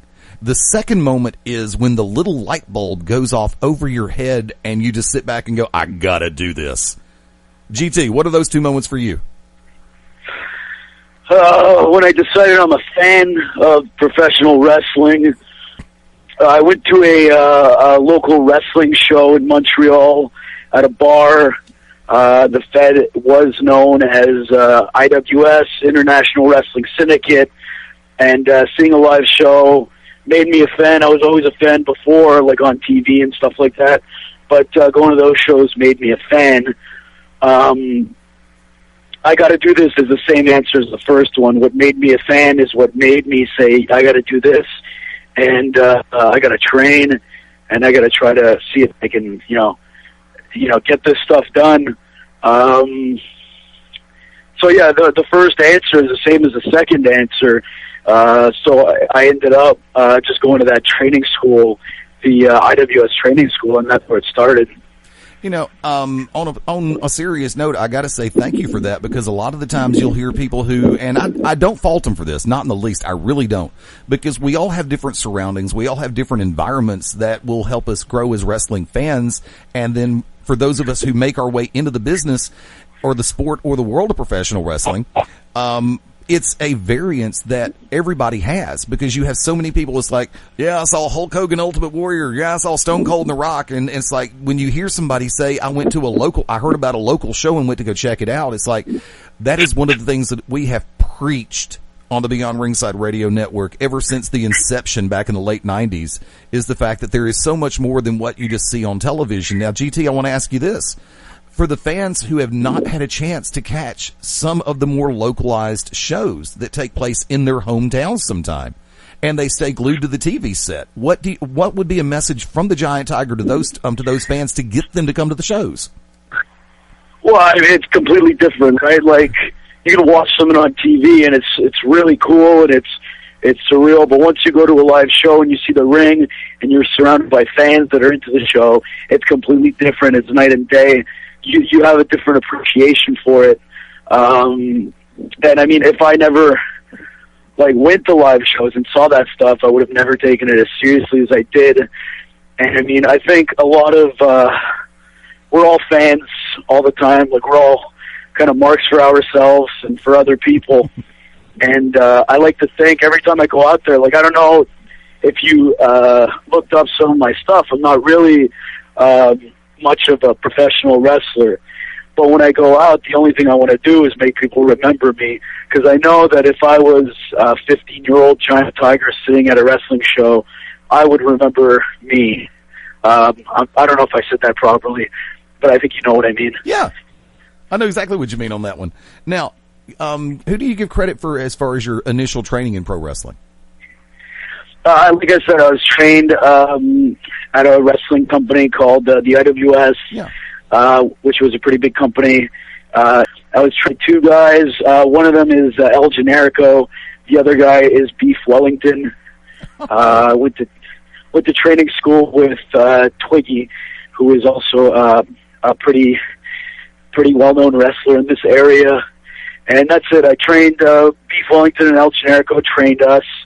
And that's basically it. Like, a lot of stuff I do in the ring and a lot of the stuff that I am is a heavy influence. It's influenced heavily by Beef Wellington and the way he performed and the way he wrestled.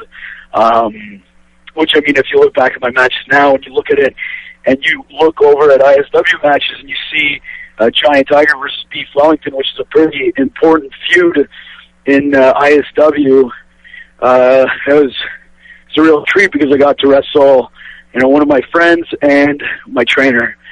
We did some really crazy stuff. So, now, when you go against somebody who you were per se training alongside of, or going against one of your original trainers, how much more incentive do you have to really push yourself that much harder, just to show, hey, I did this, and I did this the way you showed me, and I took this to a different level? How much pressure do you put on yourself for that? I think a lot. I've wrestled both of them. I've wrestled Beef and I've wrestled Generico. And for me, it's like, if you search Giant Tiger Wrestler on YouTube, you're going to see, and you might even be a little shocked with some of the offensive stuff that I've done. And even that I'm not a wrestler. So for me to push the envelope is to just be as entertaining as I could possibly be and just be myself.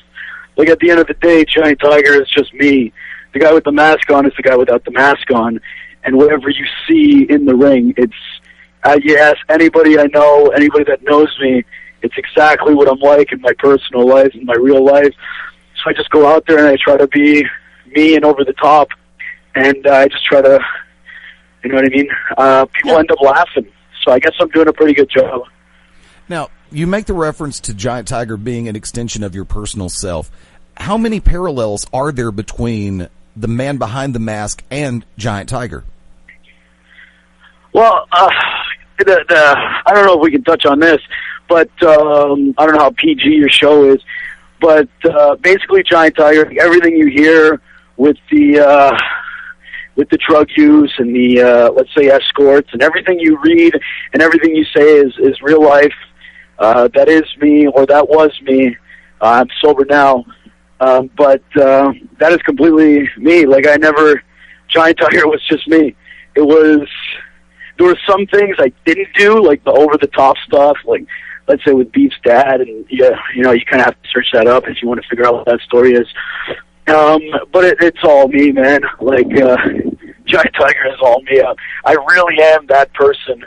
Maybe I'm a little nicer in my personal life, but like I said, there really is no difference. If you know me, then Giant Tiger makes a lot of sense.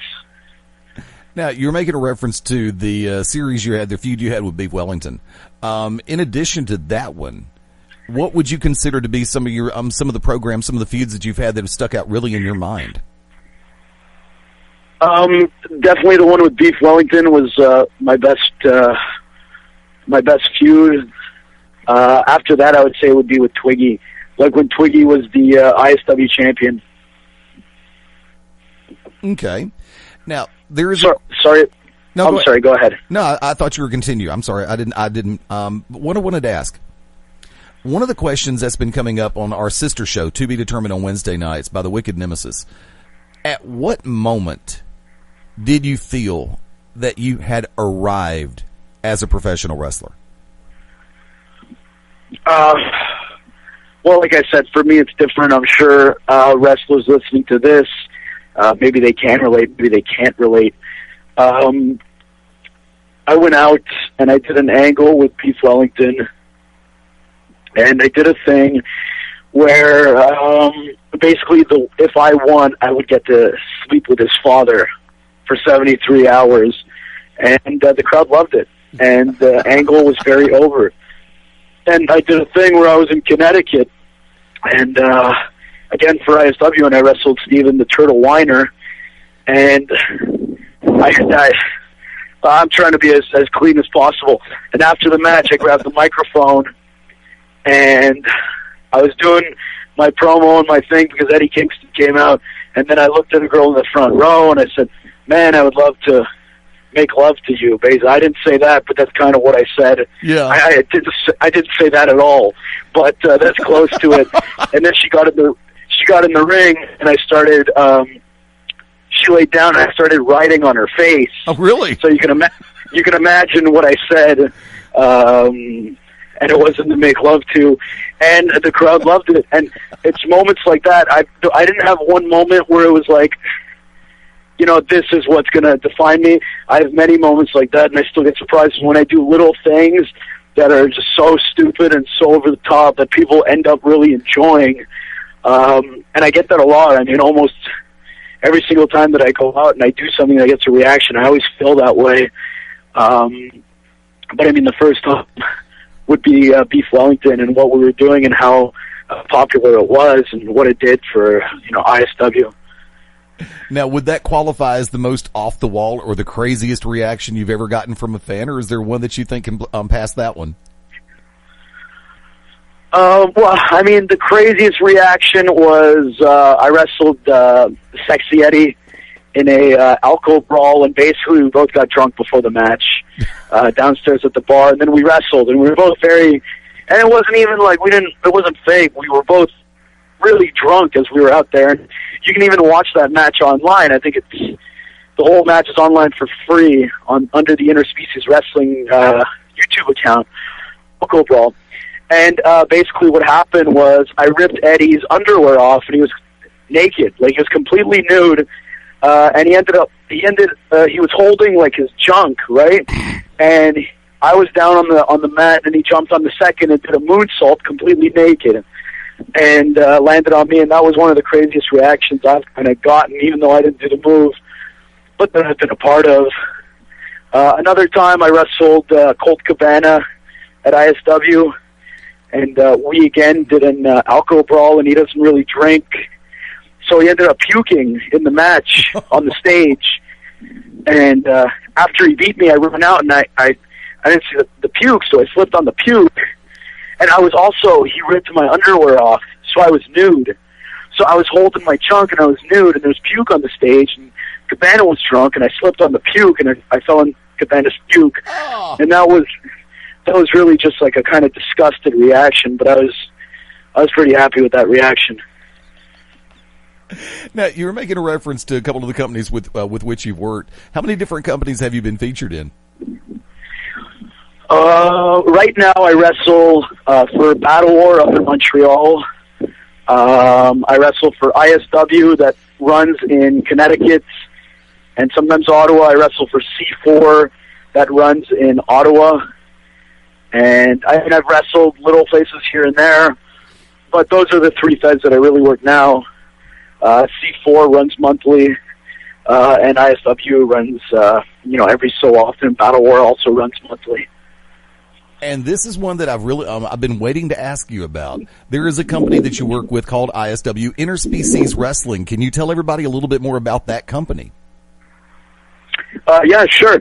Interspecies Wrestling is basically the place where I started.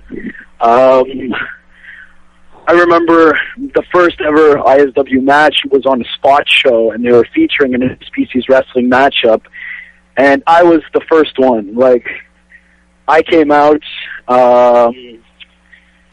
with two managers as Giant Tiger, and I wrestled this guy named Spliff Jones, who I guess liked to smoke pot, liked to smoke the sticky icky. Hey! And, before the show, like, I didn't know what I was doing. I didn't have the mask. I met Mike Roach, who is the owner of the company, in the parking lot. I knew him already before that, and he handed me a tiger mask, like just a replica tiger mask in the parking lot. He gave it to me an hour or two before the show, so I put it on. Then I went out and I did it. And Interspecies Wrestling is it's pretty wacky. I would definitely say it's an adult wrestling company. There's a lot of swearing. Most of it is done by me. There's a lot of nudity. Most of it is done by me. And, I would definitely say check it out. It's, if you either don't like it or you either really, really like it.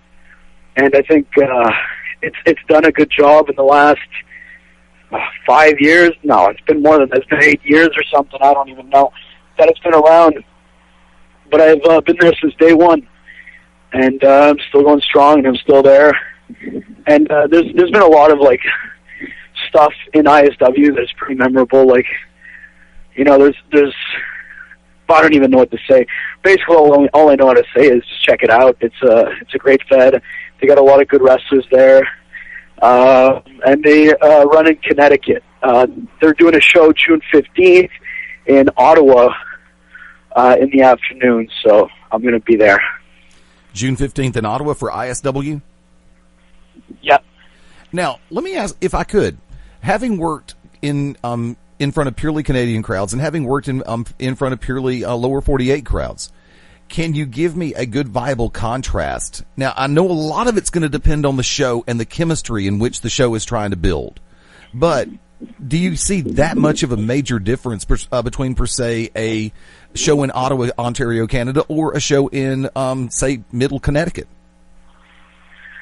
Honestly, no. It's really the same kind of crowd because it's the same kind of it's the same product. So we attract the same kind of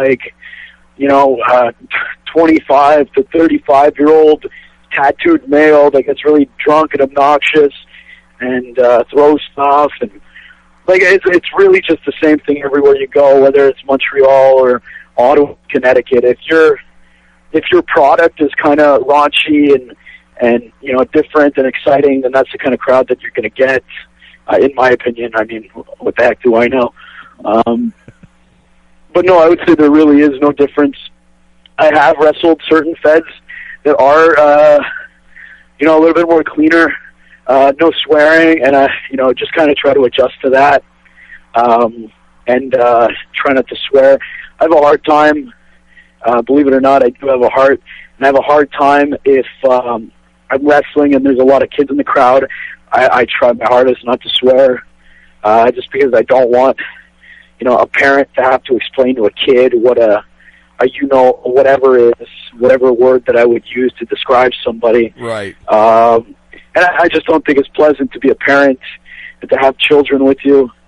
And, it's just swear words and men, getting naked in the ring and making sex references and stuff like that. I don't think there's a place for it if there's children around. True. But if you are running in bars, then all bets are off, man. Like, I've done some pretty crazy stuff. Like last ISW show, I made out with a drag queen in the ring. I would never do that if there were like a bunch of little kids in the crowd running around, right? But I think there was only one, so I did it. I think the analogy you and I can both use on this, it's okay to be a bad influence if it's all adults, but when the kids are around, we're not going to be the bad influence. We're going to be the right influence, right? Right. Can you repeat that? Just because it broke up quite a bit. If it's all adults, we can be the bad influence as long as it's all adults. But when there's kids involved and junior members of the fan base, we want to be the right influence. Correct? Right. Exactly. Yeah. Yeah, I guess that's basically it. I have no other way to answer that. No, you said it perfectly when you were talking about the fact that when you've got a bar show and everybody is legal drinking age and above, they know that it's like the line that Bill Engvall used, tequila was involved, get off me. And however, when you're working all ages show, when you've got families there, when you've got kids there, it's like you want to make sure that you're presenting the right image to where mom and dad are going to turn around and say, guess what? We're going to come back and spend money with them again, right? Yeah, sorry. Well, I'm just trying to adjust this. My phone's getting all wacky on me. Well, is that better? I think so. I've been able to hear you perfectly the whole time. But now you were making a reference to another company with which you work. It's called Battle War. Can you tell us a little bit more about it? Yeah, I actually kind of understood what you just said, just because it's real staticky. But I understood the word Battle War, and I understood. Tell us a little bit about it. You can hear me fine, correct? Yes, I got you every word. Okay, perfect. I'm having a terrible time hearing you. Must be this baseball park I'm standing in Montreal. Battle War is basically it's a wrestling promotion in Montreal, Quebec, Canada. And if you follow the IWS or International Wrestling Syndicate, and guys like the Green Phantom and Sexy Eddie and 3.0 and guys like that, then I would definitely check it out. It's the place that I like to call home, the place that I like to wrestle. It's downtown Montreal.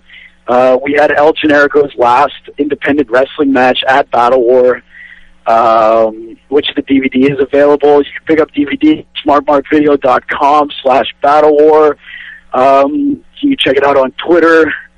I believe it's battle_war at Twitter, Facebook, and you can check it out on YouTube, Battle War. And it's a really cool promotion that I'm extremely proud to be a part of. We got guys like Frankie the Mobster and Twiggy and all these new faces, guys like Buck Belmar and TDT. And like the way I would explain it is wacky, like ISW. But there also is a lot of intensity in it. The only way, I can explain Battle War is just go on YouTube, click up Battle War Wrestling, and check out one of the videos of the shows, and then you'll get a pretty good idea of what it's all about. There's a show coming up May 26th. It's Battle War 10. And Battle War's been around for a year now. Last show was April 21st. That was our year anniversary. And I wrestled Archibald Peck, and I actually beat him. So that was pretty sweet. Very cool. Now, if I could, any other dates that you've got coming up in the immediate future? I'm sorry? What else have you got coming up for you in the near future? Where else can people find you? They can find me. You can just keep up to date with me on Twitter. My Twitter handle is giant_tiger. My Facebook is Giant Tiger, but it's written really weird because Facebook won't allow me to write Giant Tiger properly. So it's JIANTTYGER. I mean, I really just wrestle for C4, which to me is probably one of the best companies in Canada. I was there last night, and it's just it's my absolute favorite place to wrestle, because I do wrestle a lot of places. Battle War is my favorite place here, just because it's got a lot of it makes me feel like I'm at home. But C4, the guys that I wrestle for, I team with Twiggy there. It really is an incredible place. C4 Wrestling, you can probably just search that up on Google and you'll find it.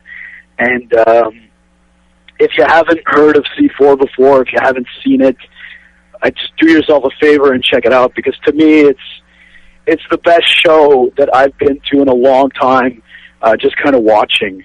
So I'm going to be at C4 June 15th, which is a double header with ISW. So if you go to ISW, you also have the chance of seeing C4 later that night. I have Battle War May 26th. So, I mean, if you follow Battle War, C4, and ISW, you'll be able to find me.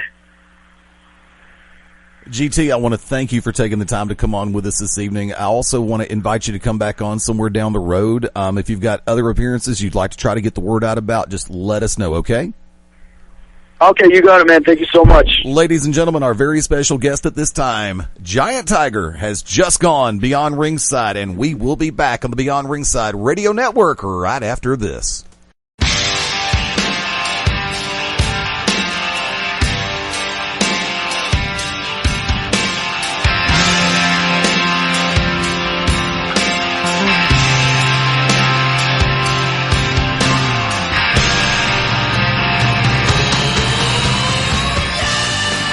Welcome back into Beyond Ringside Live Sunday night, 23 minutes before the top of the hour. Fast Eddie Layne right here at the Radio Ranch.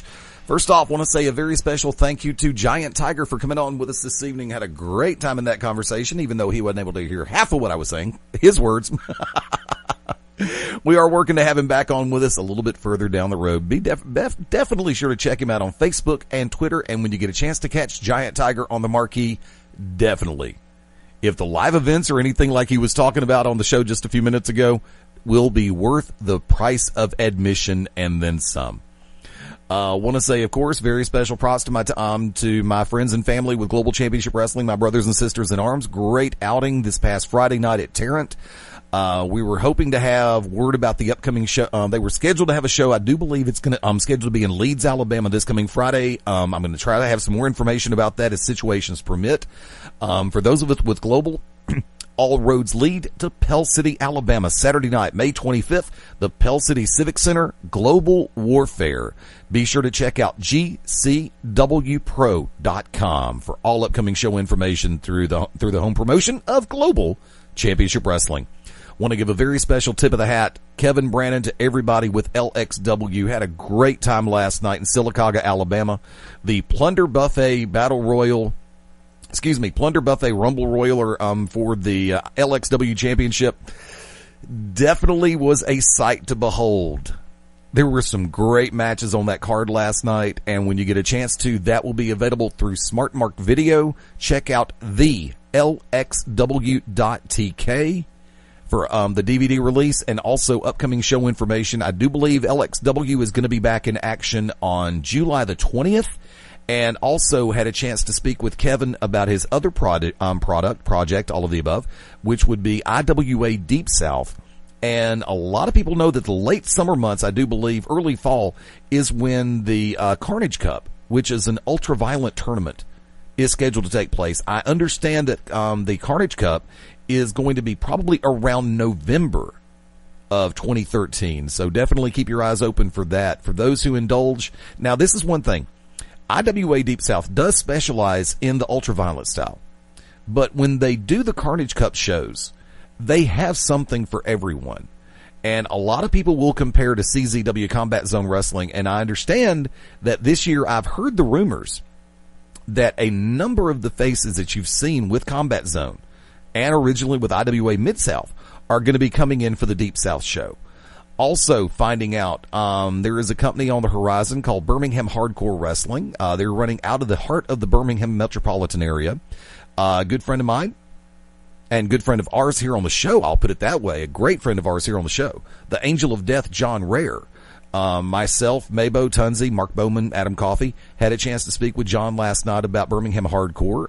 They've got an event coming up in the very near future. John's going to get us more information on that, along with Michael Frog Ray and the rest of the crew from Birmingham Hardcore, BHW. I've kind of made the reference earlier in the show to, and Allie backed me up over in the chat room, and a number of folks throughout on Twitter, Facebook have backed me up on this one.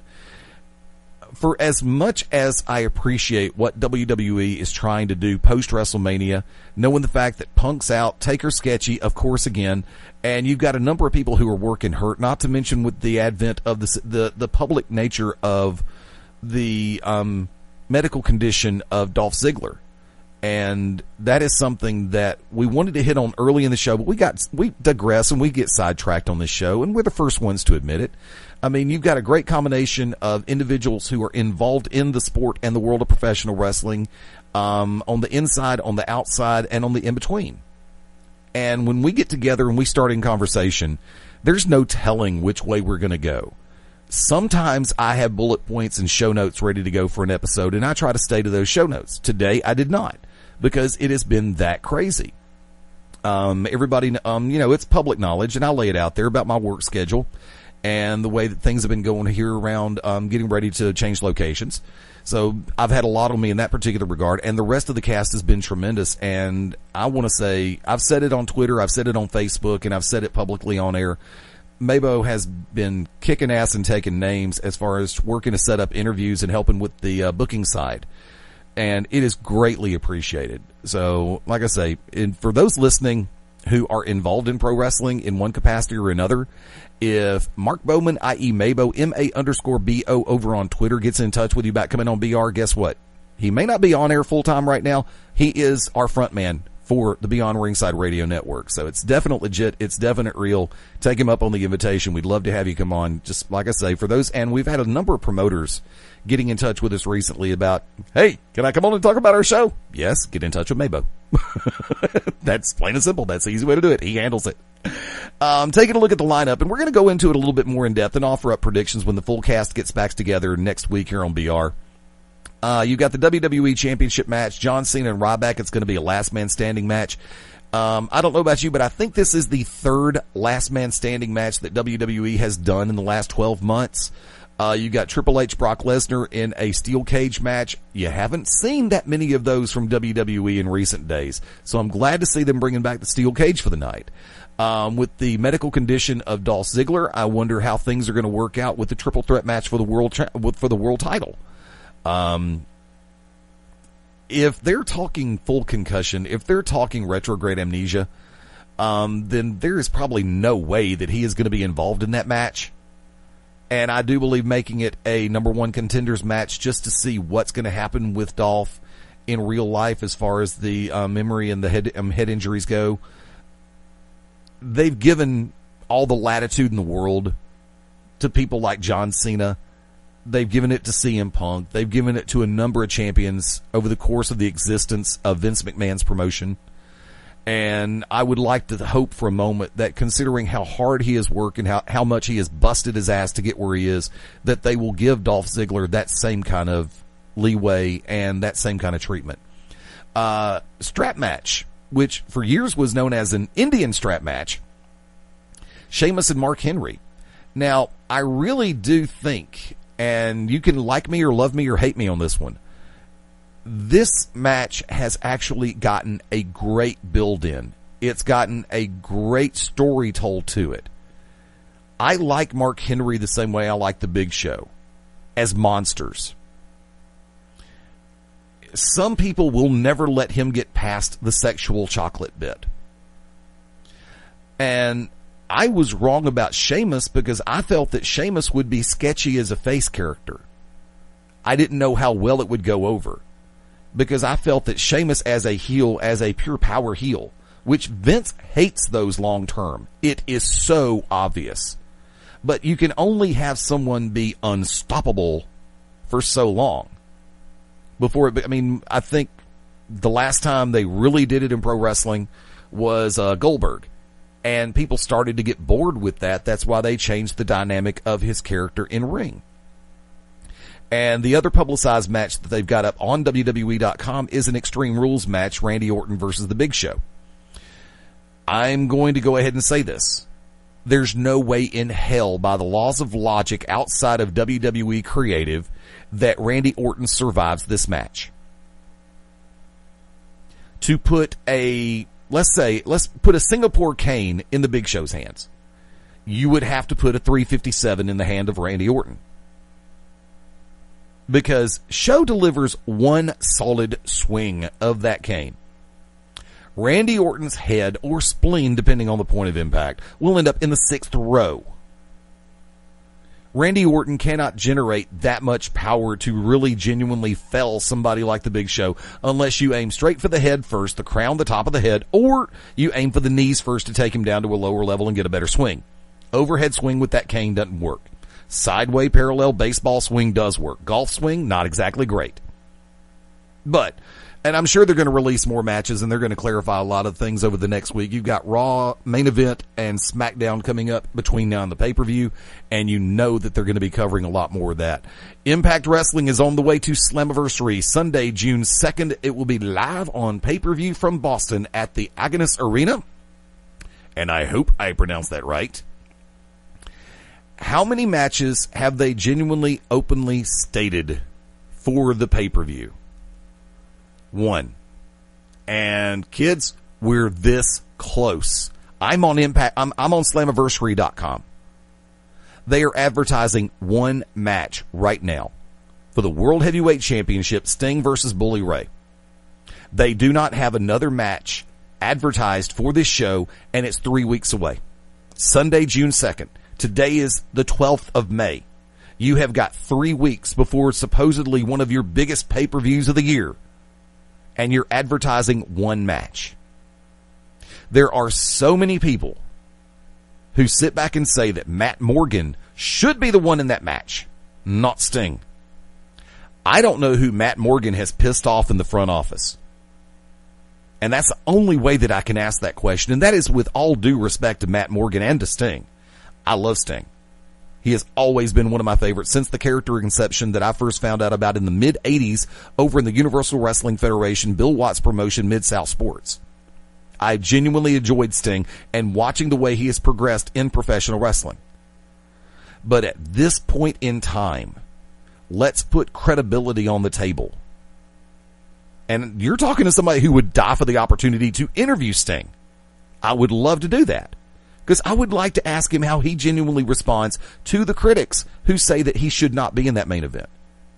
I would be very respectful in asking that, just like I know he would be very honest in his answer.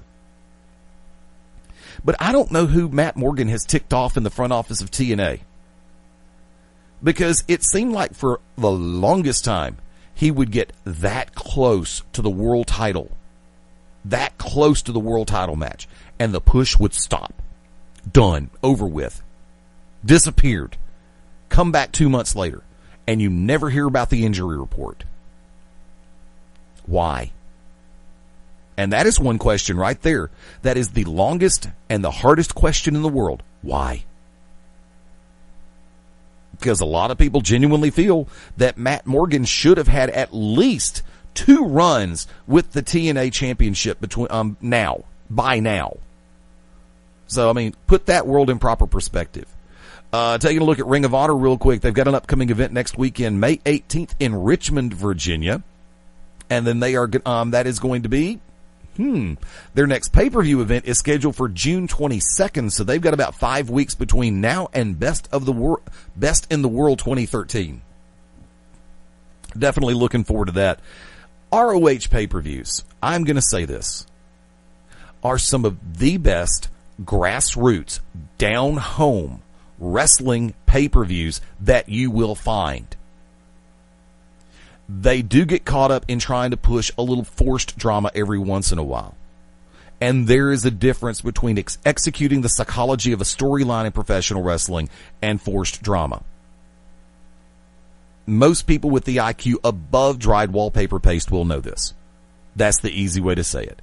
So for those in the Richmond, Virginia area, definitely check it out. Ring of Honor is coming to your area at the Greater Richmond Convention Center, Hall B, on May 18th. Tickets are still available. Check out rohwrestling.com for upcoming information. And for our good friends over at Chikara, definitely check out chikarapro.com /event/events. You've got an event coming up. It is going to be tremendous. The Tag World Grand Prix 2013 is on May 18th. Chicago, Illinois. We were working to try to get Gavin Loudspeaker, Loud and Noxious from Chikara and Kaiju Big Battle. And we weren't sure how things were going to work out this week, but with the event coming up on the 18th, folks, for those of you in the Chicago area and the surrounding areas, Logan Square Auditorium is going to be the place to be. Because when Chikara puts it together, when they put together tournaments, they think things out. And they put things together in a way that is going to be entertaining and give you your money's worth from start to finish. The Tag World Grand Prix 2013 is going to be 2 stages. It is going to be an afternoon and an evening session. Check out chikarapro.com. You're going to have all the information.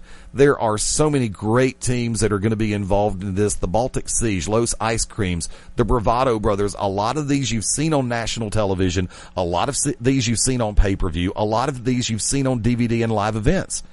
I mean, and there are some teams that I haven't had a chance to see. There are teams that I have seen, and there are teams that I haven't seen in a while. Now, I haven't had a chance to check out the Kentucky Buffet. I would be interested in finding out more about them. Heidi Lovelace and Saturnine. I would love, they're going to be fun to watch. I mean, the Spectral Envoy, they are going to be fun to watch. And that is something, and those who made it to the Chikara Portadale show, I really wanted to be there for that. I really do. I really did. Finances did not allow. But everybody with whom I've spoken, I spoke about 15 people who went to the Porterdale show for Chikara. Nobody had a negative comment. Everybody was positive. And like I said, this was not a tournament show. This was a great opportunity for you to get out and check out Chikara live in person. So once again, on the 18th, for our friends up in Chicago, definitely check it out. The Tag World Grand Prix from Chikara. Check out chikarapro.com. It is definitely going to be worth it. Said it earlier, I'll say it again. Get the hell away from your television sets. Go check out the live shows. Go check out live events. There are so many of them out there. And honestly, I've said it before, I'll say it again. You owe it to yourself if you call yourself a wrestling fan. You're damn right. Go. Experience it live in person. Yes, it's going to be different than what you see on television. But in reality, and for all intent and purposes, it's going to be better. Let me swing around here and hit this. Whoop, hold on, try that again. With the best of modern digital technology at my fingertips, and every once in a while I'll hit the wrong button. Like I said, there is a strong chance that we'll be bumping the start time up next week to 5 Central, 6 Eastern for Beyond Ringside. I'm going to get with Dino. I'm going to get with the rest of the cast and see who all is able to make it out to Buffalo's. If the logistics are functional and positive, we will do the show from Buffalo Wild Wings next Sunday, 6 Eastern, 5 Central, right here on the Beyond Ringside Radio Network. I want to invite everybody to join Wicked Nemesis, Tasha Simone, Mad Dog Matt Denton, Smart Rage, the entire cast of the To Be Determined show this coming Wednesday night, 10 Eastern, 9 Central, right here on BeyondRingside.com, and they may be able to get everything on their Ustream channel as well. Real quick, I just want to run it down. Mabo, thank you for setting up all the interviews. Dude, tremendous. You rock. I owe you dinner all over again. I was going to buy a Whataburger last night, but you pulled out the coupons and said you were going to take it, so I'm going to buy you wings somewhere down the road. And if we make it to Buffalo's next week, I'll still buy the wings, even though we're going to get them free. Tons, it was great to see you last night. John Ware, always great to see you at the shows. Kevin Brandon, thank you again for all the hospitality and the professionalism. I really enjoyed it last night. LXW, looking forward to great things. To my tag team partners here on the show, to the Oracle of Ominous, the Wicked Nemesis, at Wicked Nemesis on Twitter. Ted Guinness, at Ted Guinness. If you don't know how to spell Guinness, buy a damn beer. At Tasha Effin Simone over on Twitter for the multi-time women's world champion Tasha Simone. And at Words from Prism for Mad Dog Matt Denton. On a separate note, yours truly, you can find me at Fast Eddie Layne over on Twitter. Facebook.com/Fast Eddie Layne. If you're sending me stuff to the friends page, my personal page, I may not accept the friend request. Please, please, please. Facebook.com/Fast Eddie Layne. That's the easy way to find me. All information's going to go up there. At Beyond Ringside, one word, run it all together over on Twitter. Facebook.com/Beyond Ringside Live is the fan page. 5,328 friends over on Facebook, on Facebook.com/Beyond Ringside, and there are 1,628, I'm looking now, friends waiting to be approved over on Facebook. Please go to the Facebook fan page. We are on YouTube, we are on Ustream, and you can find the podcast on iTunes. Also, you can click the damn link on Facebook and Twitter. Aha! For all of us here on Beyond Ringside, we'll see you next Sunday night, 6:30 Eastern, 5:30 Central, 3:30 Pacific. For the Oracle of Ominous, the Wicked Nemesis. For the voice, Ted Guinness. For the champ, Tasha Simone. For Mark Mabo Bowman. For Mad Dog, Matt Denton. And I hope I got everybody. Giant Tiger, thank you again for coming on. This is Fast Eddie Layne saying adios, das vidania, hasta luego, auf Wiedersehen, ciao, sayonara, adieu, arrivederci. Birmingham, come find me Tuesday night at the Iron Horse in Hoover, Friday night at Buffalo Wild Wings in Alabaster. Yeah. And good luck in our new location. Till next time, aloha means bye-bye. Join us next week as we all go Beyond Ringside. Bye-bye.